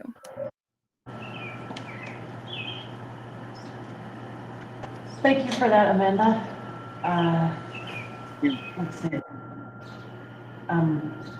I have Annalise Ennis next. Ryan G, please do not comment in our chat or during this meeting. You are not a resident of our district. You don't have permission. Yeah, I just turned the chat off because that can get very distracting sometimes, and I don't want to have a separate meeting in the chat. That's not okay. But I'll just say one more time, and I know you've got a couple of other people who want to speak up. And Kate, I realize you didn't have enough time to formulate the data and, or any of that. I mean, I also feel bad. And I know it was not intentional to put you on the spot. This is an issue that's coming up in all of our middle schools and in our high school. And I think it's good to address it. I think it should be addressed certainly at the board level at some point, maybe more formally. But again, I would argue that we do have clubs, we do have activities, and students can participate in those. We should advertise those clubs. And then any conversation about whether or not a child should be in that club or not should happen in the home. But I don't think we need to require through some, secret mechanism that the child needs parental permission to have a safe space to talk about, their identity, the Dungeons and Dragons Club, the chess club. I think they should be able to feel comfortable in their building, safe in their school, and be able to have those opportunities. It's just that we haven't had that conversation deeply at the middle school. So I think that's good that it came up during this conversation, and we can continue with that conversation, maybe even at the SU level, at the supervisor, because it's also coming up in the other buildings. Thank you, David. Annalise Ennis, you are next. Oh, she left. Misty, you're next. Could you please put your camera on and identify yourself? Hi, I'm sorry. Am I okay to go? Can't hear you very well. Oh, Annalise was back. and now she's left again. Misty, what were you trying to say? I was just kind of touching on a couple of things that were said, and I think there's obviously a lot of controversy surrounding this topic. I'm a mom of a middle school kiddo, and I would say that she's probably one of the most supportive, loving, caring kids you could ever think of. Like, she supports her peers, and she could care less if your hair was purple, if you were gay. She could care less if you rode unicorns. I mean, she's always telling me, because I can be a little judgmental, I'll admit it. And she says, Mom, what does it matter? Does it really matter? And I'm like, no, you're right. I guess it doesn't. But that said, as her mom, I would want to know what she's doing in school to support her, not because I'd be like, oh, you're a horrible human, you can't be in that club, you shouldn't hang out with those kids. But I need to know what she's doing at school, because she comes home, and if I don't know what's happening at school, I can't support her. And I know that's not the way it is for all kids. I know, unfortunately, there's not always those kids, but there are lots of services set up in the community to help kids like that. I know Caitlin, who's there tonight, could give you tremendous resources where you could refer kids to that don't have that support at home, and hopefully build that family dynamic, because you want those kids in those groups to form those relationships with their parents, right? Because that's where their support really is. Your support is at home with your parents. You go to school, but they're home all summer long. They're home all night. They're home in the morning. And if they feel like they can't talk to their parents, maybe that's something more we need to talk about, but not telling parents what their kids are doing in school is a very blurred line of education and parenting. And I'm 100% supportive. I know this is a different world for me and my kids, and I learn from my kids for sure, right? So they teach me a lot about the world as it is now. I mean, I have my son do all my technology for me. I have no idea what I'm doing. I'm like, I have no idea. I'm learning a lot from my kids, but I need to know what their day's like. I need to know what's happening, what groups they're in. I need to be involved in that. And I think most parents feel that way. And I know that not all, but most. And there are services we can have the counselors reach out to services outside of school, get these kids connected with counseling with their parents. I mean, we have to also support like strong family ties, because that's what they have at the end of the day. When they graduate, when they go into the community, at the end of the day, they have their family. And so I think that it's very important. And I don't say don't have these clubs. I'm not saying that at all. I'm 100% supportive of these clubs. I think we have to make sure that we are supporting that bond between child and parent, and don't always think that a parent is against it. We can't assume. We have to support those relationships. And I do think that we have to come together as a community, and we can't hide things. There can't be blurry lines. We have to be transparent, and parents have to be in the know of what's happening. And you set yourself up for a little bit of risk when you allow clubs that parents don't know about. What happens in those clubs, what's said in those clubs, at least if parents know what's happening or that their kids are in that club, you remove the risk. And I'm not saying don't involve your counselors. I'm not saying don't involve community services. What I'm saying is you have to be transparent with parents, because at the end of the day, they come home to us, and we have to have open communication with our children. So anyway, I know not everybody's going to agree with me, but that's my thoughts. I ask my kids every day, what did you do in school? But not, not everyone has that open communication, and I can accept that.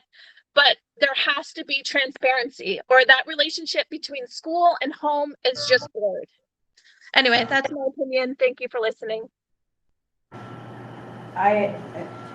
Thank you, Misty. I can appreciate what you're saying, and I think there is a way through all of this. We just need to keep talking about it. Annalise? Hi, sorry about, I hit the wrong button. The things that I have to say is this is, first of all, I want to remind everyone that being gay is not a choice. It is part of who somebody is. It's the same as somebody who is born female versus born male. It's not a choice.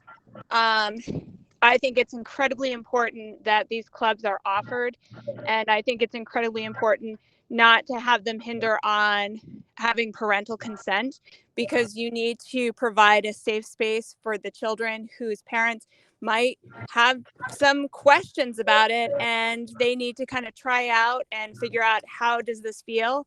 The other thing about these kinds of clubs is that not everybody who joins them is gay. A lot of friends of people who have peers that are gay join to help be supportive and make a really wholesome environment for school. I really suggest people to look up the Trevor Project, and you can see statistics of how important it is for children to feel inclusive in their school setting in order to not have things like depression and suicidal intentions or self-harm. What people are saying in the terms of get them connected with school counseling and stuff like that, that's great, but not always do kids feel comfortable talking to school counselors. Sometimes they feel more comfortable talking to a teacher or somebody who's leading one of these groups. It's vital. It's very important. And it's our jobs as parents to make our households inviting, so that if our children are feeling like they are, questioning their sexual identity, that they can come to us to talk to us. So some of this is also on parents and being parents. So I think it's great. I appreciate what Dr. Baker has said about keeping it open. Thank you, Amanda, for sharing your stories. And that's all. Thank you. Thank you, Annalise. Kate? Can you hear me, or do I need to come over here? I think you need to come over here. Yeah. Do I need to go computer then, or? No, so I just wanted to kind of bring this back in, because I feel like we got a little bit off topic, and I might have been a part of that by saying I'm not going to run clubs in secret. I feel caught off guard here, so I wanted to apologize. I did feel caught off guard and kind of accused of, well, it went from 50 to 4 because you wanted to send a letter home. I like what Dr. Baker said about all of our clubs should be in our handbook and people should be aware of them. But the bottom line is we don't have that right now. So we don't even have that to fall back on. And as someone who's in the building every day and on the ground running, I do like to be transparent. I do like to let the parents know what's going on in our building. And I think opportunities of having it in the handbook, and when we get this middle school model up and running, to have like a fair in the beginning of the year, we can go around and see all the clubs we have at school, because I would be if I didn't work here or my kid came home and said that he was playing video games at lunch and club, I would have a lot of questions about that. Why aren't you outside playing? Why aren't you doing what you're supposed to do? So I want to treat all the clubs equal, but I want to dispel kind of the tone that this took, that we're not being supportive, because we are. Of almost any club someone asked to join, and this kind of took a turn of that we weren't. So I wanted to clear up that we are very supportive of all of our students. And the last thing I wanted to say is, when you work here, you're working this age and you work in a small town with 600 kids, you do have an obligation to let kids know you're in a small town. And if you're asking a lot of people in one building to keep a secret, because sometimes they are, and I hate to use that word again, but sometimes kids say, well, you can call me this, but only here and not on the loudspeaker, and only in period 3, but not in period 4. Once you let a couple of people in, and I thank them for trusting me and stuff, you're also running the risk that more people are going to know. And no, the last thing anyone wants to do is out someone who's not ready. But I think it's our responsibility to teach kids that lesson also, and to have to come up with the skills to be ready. So I didn't want to lose any of that, and kind of what fell on a focus here of being supportive or not supportive. We're all very supportive of all of our students. And going back to the original subject, which was just making sure that it's part of the middle school model discussion. I just think it's, the numbers are really clear about,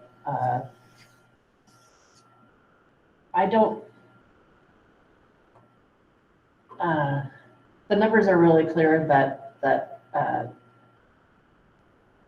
there are kids who are suffering, and that also it seems to be more acute during the 7th and 8th grade. And so originally my whole request was to make sure that it is included in the discussion of the middle school model, because there seems to be something missing out that we're missing. And I didn't not mean that as an implication that you're not supportive of. I know you didn't, but I just, the meeting seemed to take a tone there, and I just wanted to clear that up, but I did not get that from you. I know you're okay. I know. Thank you. If I could just. Yeah. I'm sure. I don't know if I should raise my hand on the thing. It's so strange. I haven't been in person in a while. Yeah, I think, and I appreciate you bringing this up, and I appreciate the dialogue that's happened around this. I think that it being a part of the conversation about the middle school model is incredibly important. And I think that maybe, at least in my mind, it seems like there maybe is a lack of clarity around the exact policy about how these clubs work. Yeah, that's why I was quick to say protocol before, because I don't know if there's a policy. Yeah, protocol versus policy. And I think that shows that, like, this is something we need to talk about more. I think that when we are talking about students who are part of the LGBTQ plus community, I think more of a resource than a club, right? And I think that's, again, when we're talking specifically about this one thing that's codified as a club, we run into these protocols and policy issues. But at its core, we need to have our school be a space that facilitates psychological safety for all of our students. I mean, it's important that students can come in and be able to be their authentic selves and learn in that way. I mean, psychological safety is kind of a newer thing that's come up in the past few years in all sorts of different institutions, business, education, but fundamentally it's when somebody who's taking part in an institution can approach something authentically, be themselves, take things in, be critical. I mean, you have a better learning experience. I feel like I've got myself a little bit off track with that, but fundamentally though, it's having that resource, having students who aren't able to discuss this part of their identity, this part of their immutable identity at home, who aren't ready to be out. I think the underlying fact that I think everyone's in agreement here is there needs to be resources to give those students a space to be their authentic selves. And whether that's in a club structure or not, I think that's something we can talk about in this model, but it's incredibly important, and it does save lives.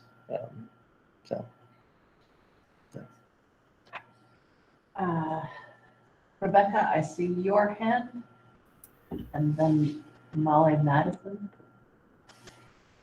I also appreciate the dialogue that is that's happening here. And one of the things I pick up is I sense a parent's concern and fear. I think that was expressed clearly. And I know that none of us here on the board really wants to put that out. That said, I think that we need to address that also. I think we need to find a way of communicating with, parents, be it creating a forum or a place or a time to share this very serious information, so that it's not like, oh, we've got the information and no one else has it, so we're going to be making these decisions. I think they need to be at the table. And that's really important. I think it's not only important for I think it's very important for the children to see that that the conversation is happening, that we're having the conversation together, that we are not having the conversation in isolation. Their investment is also so important to making our schools successful and our students successful. So we need to, when they're asking, we want to know more, we need to know more, what we need to be able to say, okay, yeah, we'll meet with you, we'll talk with you, let's come together around this. I totally agree, Rebecca, and that was why one of the reasons that we, at our planning retreat last August, one of the reasons that we had talked about having forums. Do you remember? Mm-hmm. We've only had one so far, so maybe it's time for us to have another one. Thank you for those comments. Molly Madison, would you mind putting your camera on and telling us who you are? Yep. My name's Molly Madison. I have a 8th and 9th grader in the Windsor School. You guys have mentioned a lot about supporting each other and everything, and I live in have grown up in this community, and I see nothing but support. I understand that people need a safe place and everything, but everybody does. There's a lot more. There needs to be mental health awareness in general. We're focusing on the LGBTQ, and I'm not trying to downplay it by any means. I know that I'm opening a can of worms, but we have kids cutting, we have kids getting into drugs. We have to focus on mental health in general. And not everyone has a safe place at home. Homes are not always a safe place. There are a lot of places that summer vacation is when they don't get to eat lunch. School is a safe place. So it needs to be a safe place for everybody. I think parents are asking to be informed. You guys have to have my permission to give Tylenol, ibuprofen, Benadryl, anything like that. I'd like to be informed about what's going on. There's enough emails and everything else that goes about everything else. I think parents are just asking to be informed. And we need to go back to treat others as you want to be treated. It's a golden rule. We've lost touch with that. Everybody's looking down at their phones and worrying about social media and all that crap. But parents want to be informed, and I don't really know what else to say on that. But it's just, I don't know. Thank you. I appreciate that, Molly. Thank you for speaking up.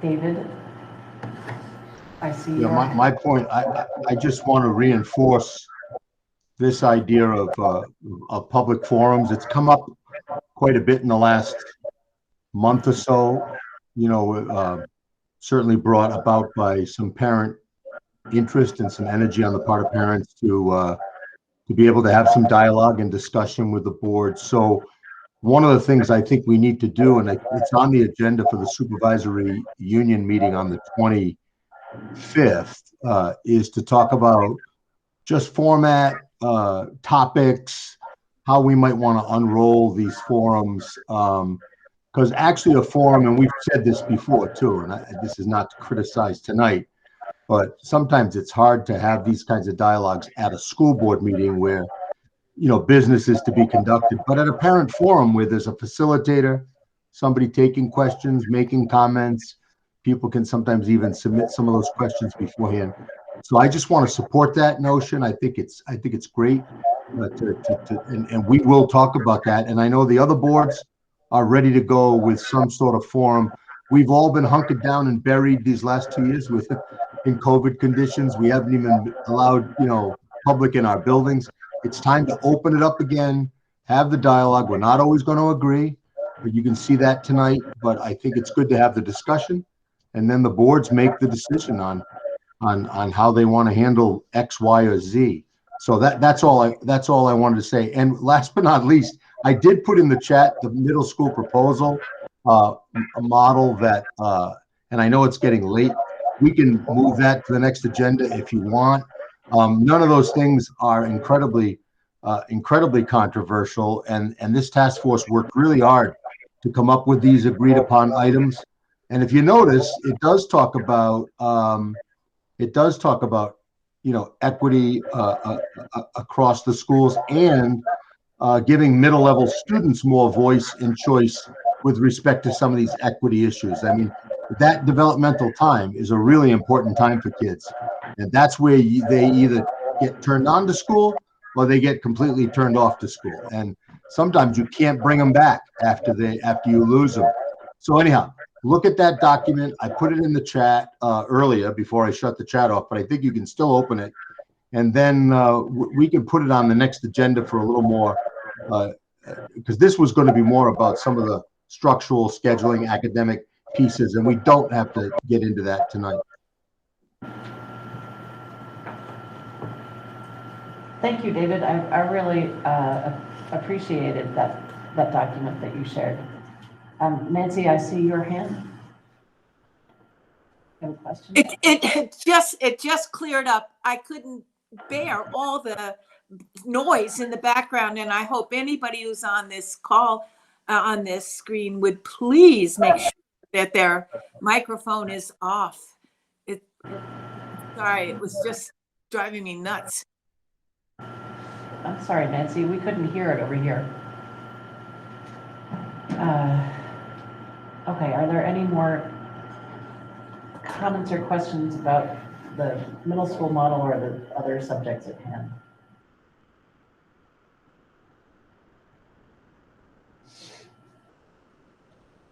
Okay, the next thing is intra-district choice. Oh, Tara Howard. Do you have a question or comment?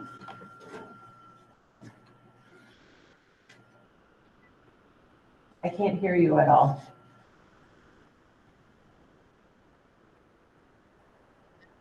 No.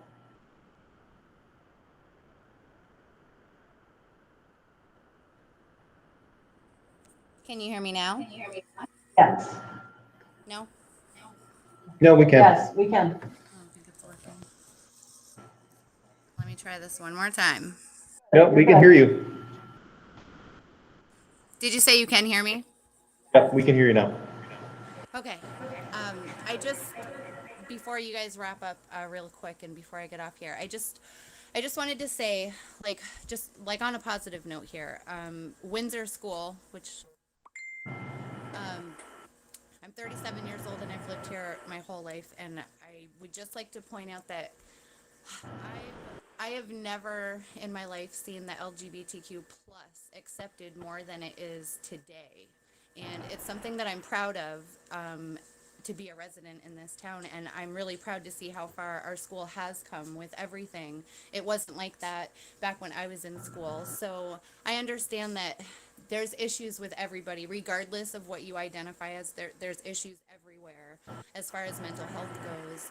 But I just think sometimes take a minute to just appreciate where we've come and appreciate the good that has come. And I mean, I feel like our school has really come a long way, and I have a child in 8th grade, and she is friends with people that are LGBTQ. I always hear great stories, and it seems that a lot of these kids are still living a fairly normal life. And so I think that sometimes we need to acknowledge where we are. And I know there's bad in everything, but we have come a really long way.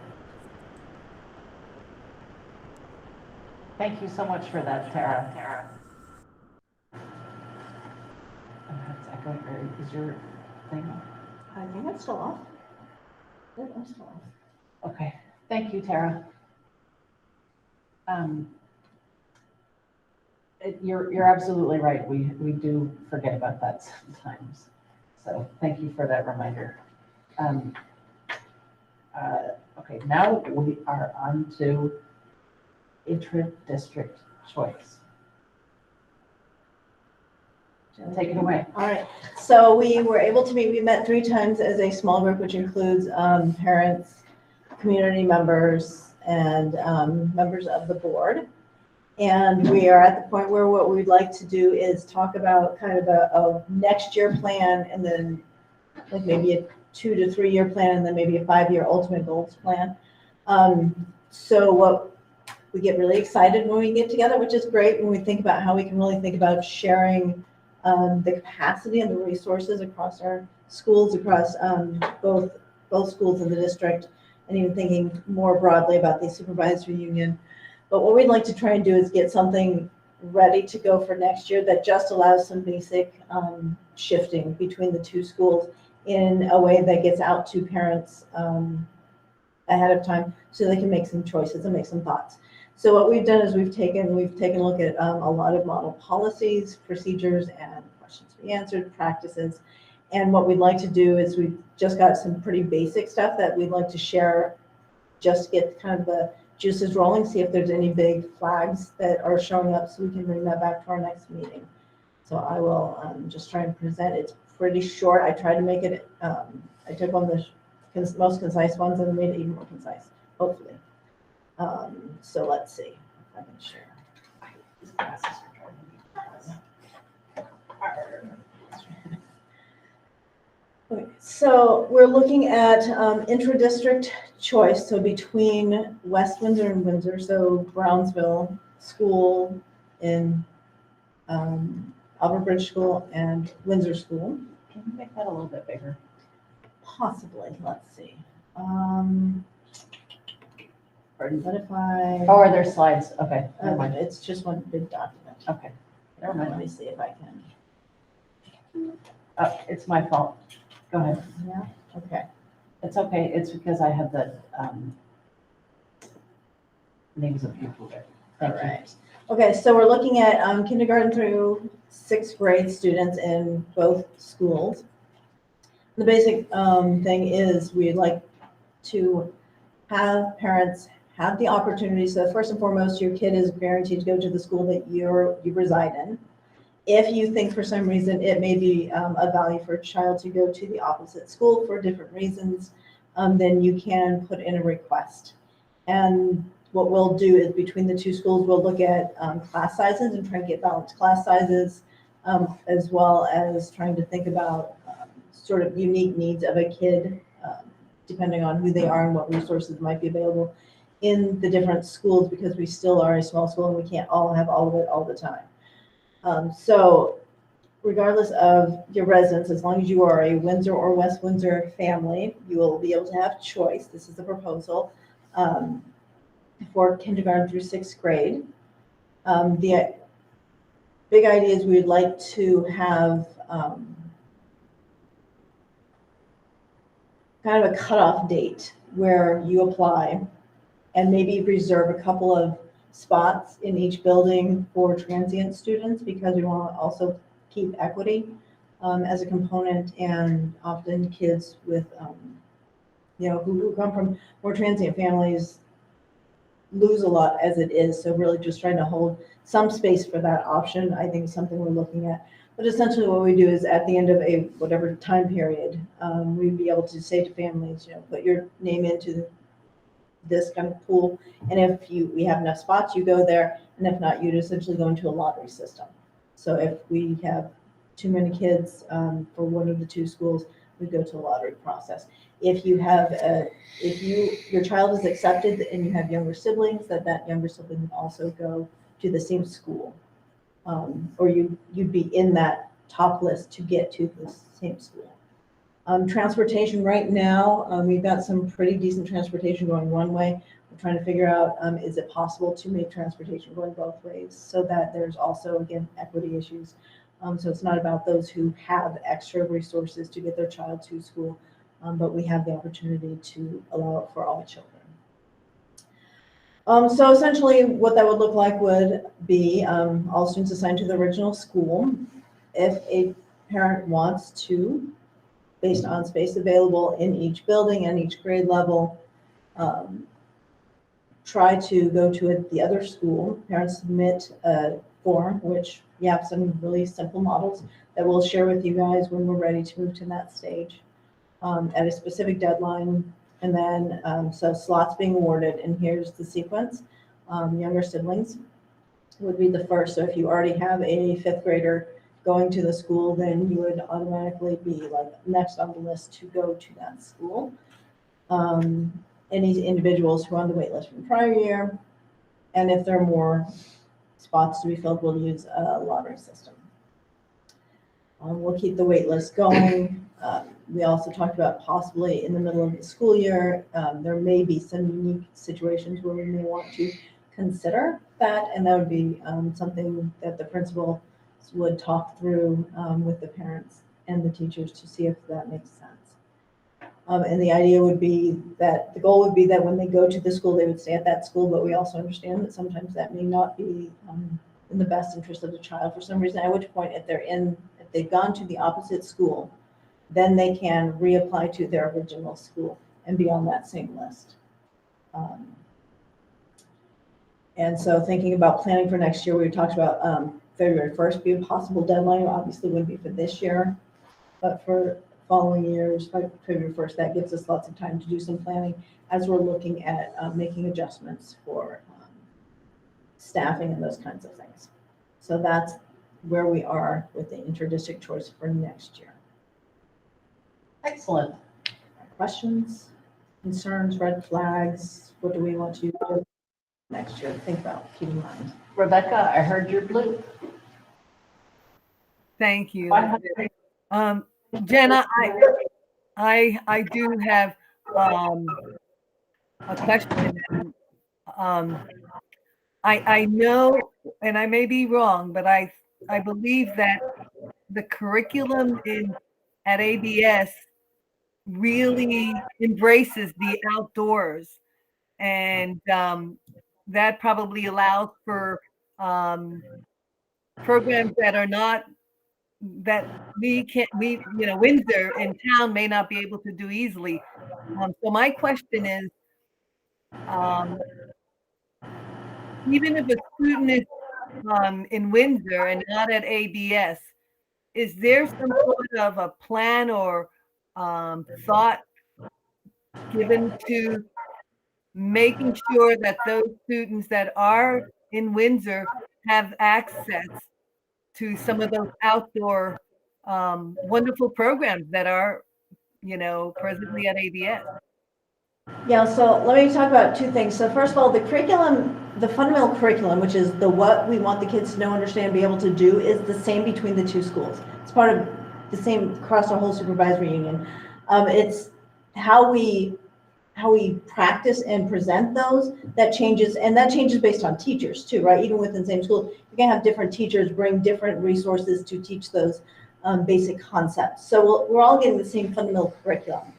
When we talk about place-based education, the beauty of it is that you anchor it to the place that you live in, and Windsor does a really good job of a lot of that stuff. They don't have the same quick, easy access to the immediate outdoors in the kind of unprotected way that Albert Bridge does, right? When we have an outdoor classroom for every student or for every class at Albert Bridge, Windsor students have to go a little ways to get to the same outdoor experience, but they still have their whole place that they can learn in too.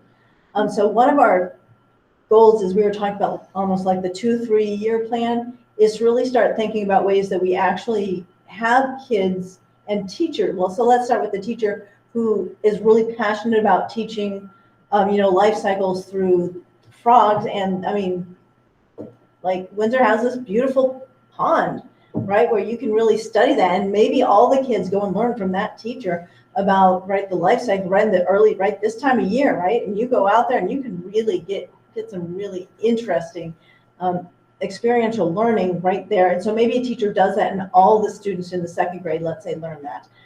So that's one of the things we're talking about when we're thinking about like our 3-year plan, is how do we start supporting teachers being able to do some of this sort of moving back and forth. And maybe what we have, like, just for the fun of it, let's say a 5th grade kind of round robin where 5th grade teachers go to the different classes. I mean, there's lots of ideas.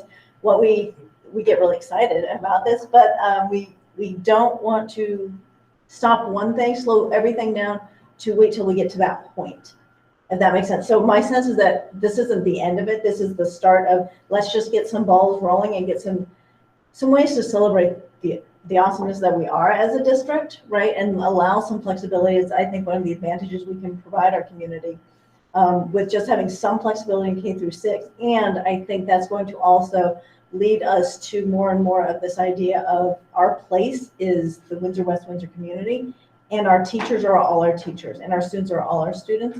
And so I see over time, right, our 3-year plan, then ultimately our 5-year plan, which I'll talk about at some point, really can be super exciting. And I don't know that we have all the answers yet, all the ideas hopefully out on the table yet, but I know every time I'm talking with people, more and more really exciting ideas do come.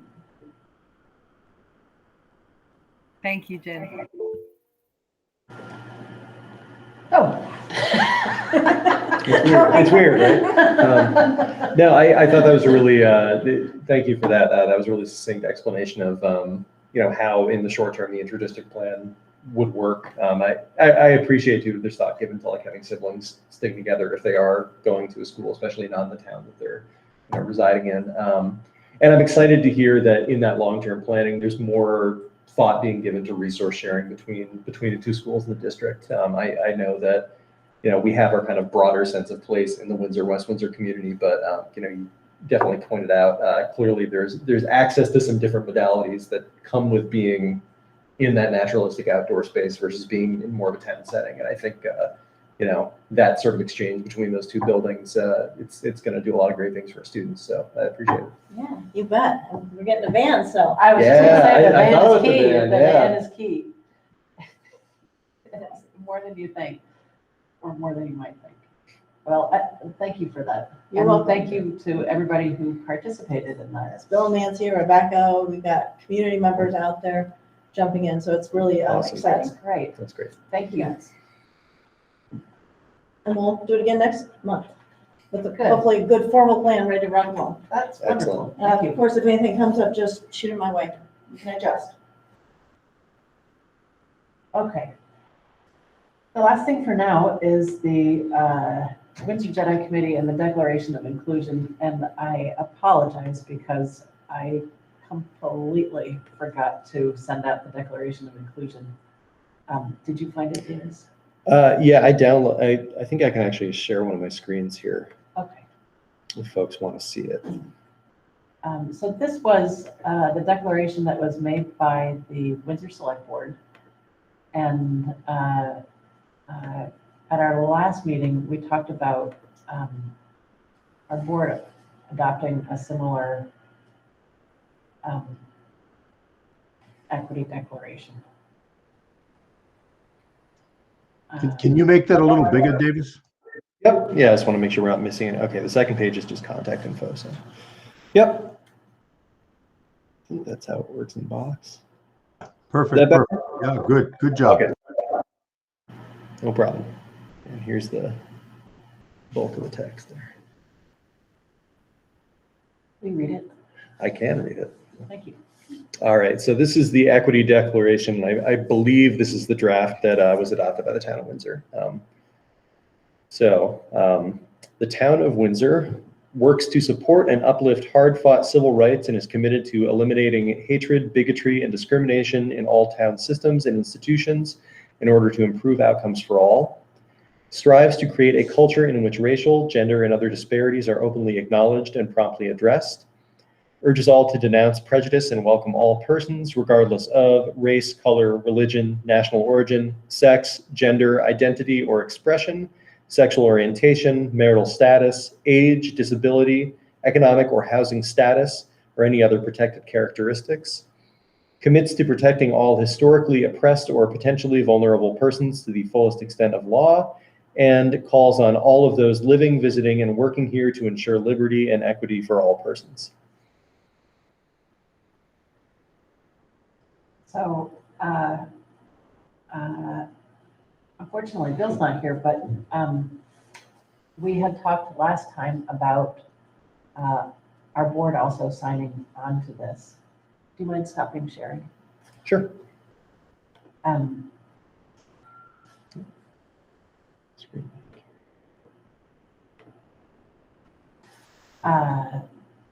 can see it. Over there, okay.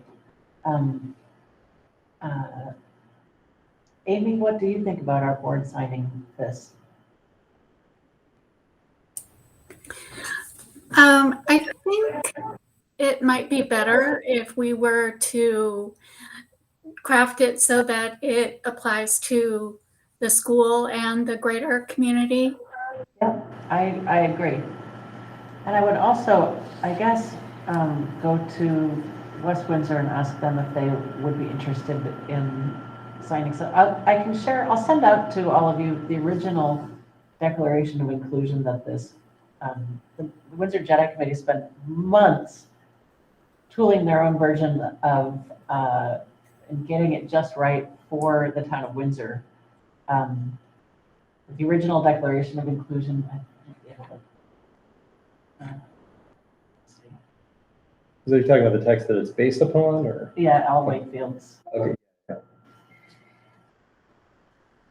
Looks like David's got his hand up too. Okay, David, do you have? I know, I was just going to reinforce what would be nice, Elizabeth, would be maybe to reach out to West Windsor, because remember, Mount Scottney School District represents, right? No, both the towns. that's what I just said. Yeah. So I think that's a great idea, and if you can get some sense from them, I just want to, maybe just kind of recommend the right order, and then if we can get some cohesion there. The other thing too is I think at some point we could even talk to the other board chairs about going to the town of Wethersfield or going to the town of Hartland. Not critical for Mount Scottney School District, but it's just another thought. But I just wanted to support your idea of talking to West Windsor. Okay, maybe that's the best. What does everybody else think about that? Yes. And I think when opening up that dialogue too, that's a good opportunity. I know that we Rebecca, are you the liaison currently to the Windsor Jedi Committee? Yes, I just started, but yes. No, I mean, that's a resource for our community, and they might be able to help us facilitate some of those conversations and do that. So I know there's been some conversation between the various Jedi committees in the state too, so that they. Yeah, the Office of Racial Equity at the in the governor's administration just rolled out a new plan about it. So yes. So. And that includes Al Wakefield's Declaration of Inclusion. So I'll talk to I commit to talking to the West Windsor Select Board in the next month about the original Declaration of Inclusion. Then I'll report back next month about what they said. Okay? Sounds good. All right. Rebecca, were you able to attend the last Jedi Committee meeting? No. No. I unfortunately wasn't able to either. I can go on Windsor on air though, but Okay. All right. So that completes our items for discussion. Does anybody else have anything else they'd like to briefly? Well, we don't have room on we're through the agenda for that part. We're now at items for action, which include the high school travel, the Ukrainian flag, and the 5-year maintenance plan. I'll take a motion to approve the students being allowed to travel out of the country to Costa Rica next year. I'll second. Why? This is Amy. I make that motion. Okay. Jumped again, I apologize. I'll still second. Okay. Don't make a motion. Okay. Let's see. Amy, how do you vote? Aye. Okay. Okay. And Davis, how do you vote? Aye. Okay. And let's see. Nancy, I see you. How do you vote? Aye. Okay. Rebecca, how do you vote? Aye. I and I don't think Bill's on here anymore. Pretty sure. Yep. Okay. So the student trip to Costa Rica next year has been approved as far as the board is concerned.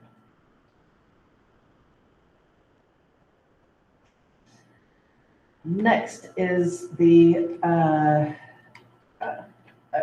5-year capital. How is it phrased? Well, you also had the Ukrainian flag issue too. I want to bring that one up last. Okay. You call the 5-year maintenance plan. 5-year maintenance plan. It includes preventative maintenance and capital. So do you need us to do it for this year? I I don't think we can do it for all 5 years, can we? No, I would suggest the motion be to approve the capital improvement items for next year. Okay. And then I think with the assumption that I will come back to the board once a year. Yeah. And update you. Right. I think springtime's a good time, and Yeah. because I'll be working with Jim all the fall, so. Yeah, because the amount of money that's in the capital reserve is fluctuant. Yeah. Yeah, it'll be good to see how. So I don't think, year. you're not, I think that's a good way to phrase it, the phrase of motion. That way you're not holding yourself down for this track respray in year 5. Right. But you'll see that coming up. Yep. So I'll take a motion to approve the portions of the budget set aside for maintenance and capital improvements for the coming year. This is Amy. Nancy made the motion and I will second. Yes, you don't make a motion, you move. Motion is a verb, so we move to do something. Okay, this is for the. All right, and Nancy, how do you vote? Yes. Okay, Rebecca, how do you vote? Yes. Aye. And Amy, how do you vote? Aye. Davis, how do you vote? Aye. And I am an aye. Okay, and the last item for Thank you. action. Yep, thank Thank you. you. The last item for action is the Ukrainian flag. I will take a motion to allow the Ukrainian flag to be flown under the American flag at the Windsor School. I, Amy, move that we allow the Ukrainian flag to fly at Windsor School. And perhaps even Albert Bridge. Yes. Yes. Do I have a second? Second. I think we should. Who seconded that? Nancy Nancy. did. I think we should discuss this because we have historically not had other flags other than the American flag flying at the Windsor School. So it opens the door for all other flag discussions. Rebecca?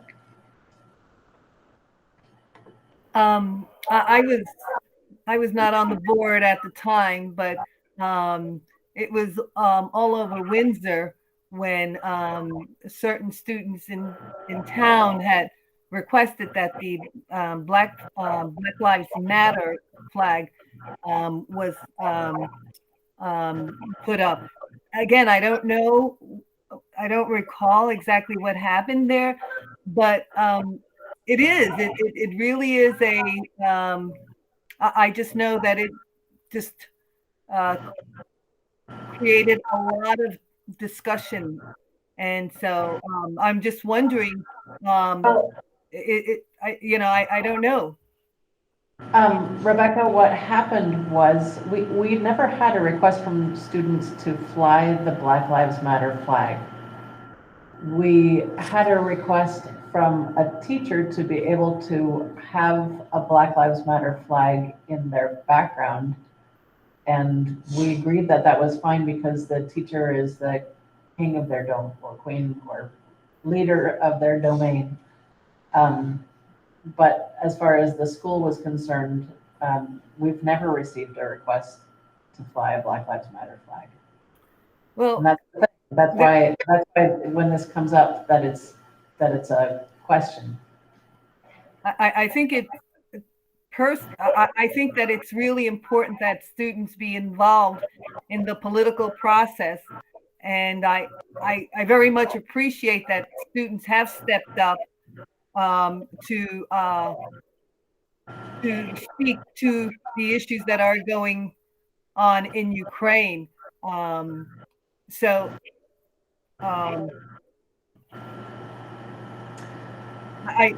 don't know. I mean, how long do we put it up? I don't know. I think those are good questions. That's a question. But I think it is very important to honor students' involvement in the political process. Thank you. David, I see your hand. Yeah, just quickly, I want to reinforce what Elizabeth just said. This is really the first flag request that we've had. We haven't had a student bring a flag request to our board in my time or in my tenure. So I think it is important that you discuss it. And I would also agree with Rebecca, if you are going to approve it, it might it might be good to have some time constraints or time bound it a little bit, where at least you review it. Maybe you do it through September 30th of next year and then you review it, or, I mean, that's up to the board, but those would be my two recommendations. Davis, what do you think about it? I mean, I think I can echo what Rebecca said, is, I want to be receptive to these kind of student requests. I do think that the understanding what the time bounding of this is fairly important. And I don't recall if Hudson mentioned if there was a certain amount of time we were thinking, or a date to start, or anything like that. So I almost wonder if we might want to seek more information and work with the student group and figure it out. I mean, I feel pretty supportive of that idea. I think that it's, supporting our students' engagement in, important world issues like this, it goes a long way and it sends a really strong message. But I also want to make sure that we're, being very clear about what we are doing, the time frame that we're doing it in, and maybe have a little more dialogue with student groups before we make that decision. Okay. And Nancy, what do you have to say about it? I came in late, so is this was a student request? A Yes, whole group? And do they have a flag? That was, no, they do not. That was the second part of the request.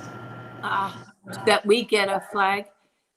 I really agree with what Davis just said, that I really think it's a wonderful thing to do and to support the student group that asked, but to get some more information, because probably they haven't even thought, how long should it be up, or where do we get a flag, or whatever, and just get a bit more information. But basically, I'm really for flying that flag. And Amy, what do you think? I think as far as an initial time period, perhaps between now and the end of the school year, but talking with the student group would be good. just to get their opinion on that. You know, I have my problem with saying that we'll, setting the matter of opening the door to other flags aside.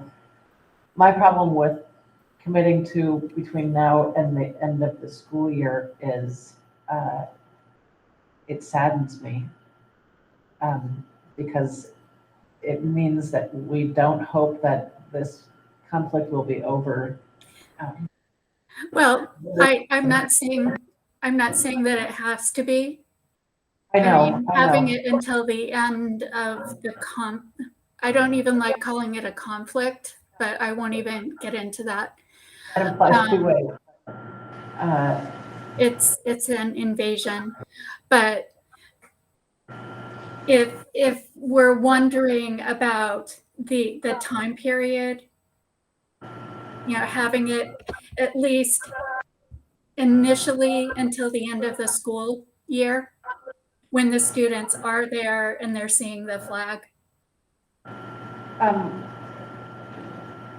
Would any of you be able to attend like a 15-minute long meeting on Friday afternoon about it? So that we could kind of expedite it for them? I mean, we could have their group come and meet with us and tell us everything that they know, and we can ask them questions directly.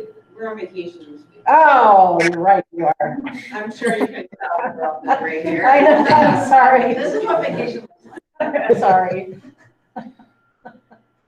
Wait, I just heard a bloop. There's David. David.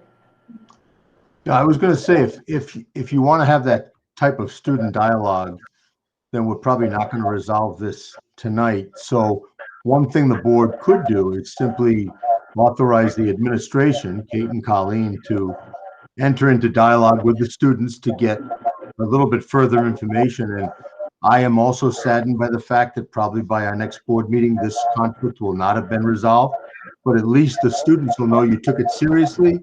You want to engage a few more of them in the conversation, and then you could make that decision at your next board meeting. Okay. Well,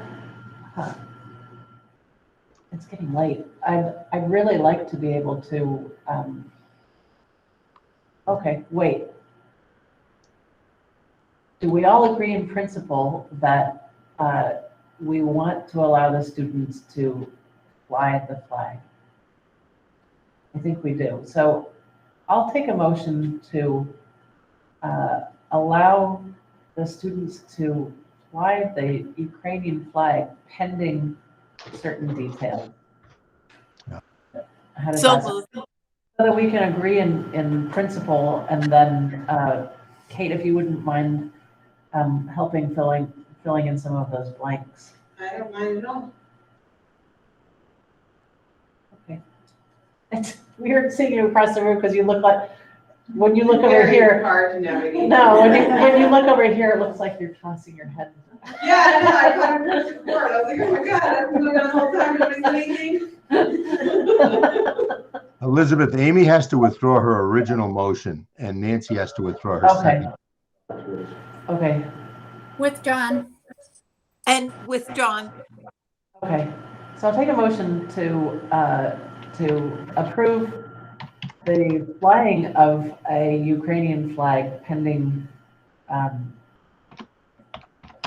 details of where the flag will come from and how long it will, how long their intention is to fly it. Do we have any other details that I think that's essentially it. yeah. Can you How long were Start the flags gonna come from? when they plan to start flying the flag, where the flag is going to come from.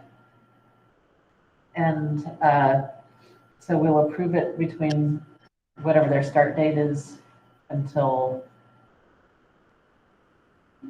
I'm going to say 1 month, because I'd like to naively think that we will not need to reapprove it, but So for up to 30 days. up to 30 days. That's fair. Is that okay? Yep. All right. Would anybody like to make that motion? So moved.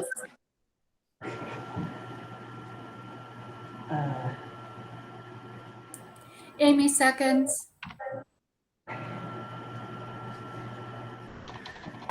And Amy, how do you vote? Aye. Nancy, how do you vote? Aye. Rebecca, how do you vote? Aye. And Davis, on the matter of the Ukrainian flag? Aye. Aye. I am an aye. So could you please, or Kate?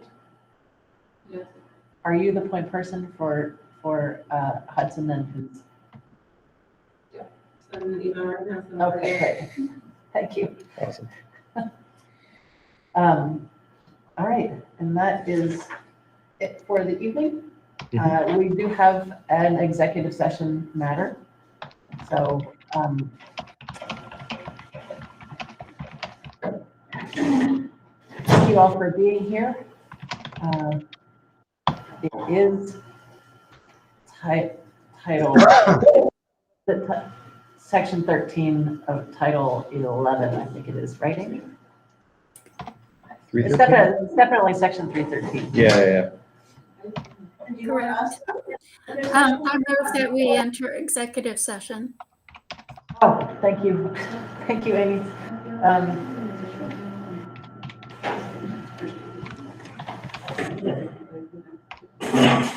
I'll take a second. Is anybody here to second the motion? Second. Davis. I got it. Okay, Amy, how do you vote on entering executive session? Aye. Oh, okay. Nancy, how do you vote on entering? Aye. And Rebecca, how do you vote? Aye. And Davis, how do you vote? Aye.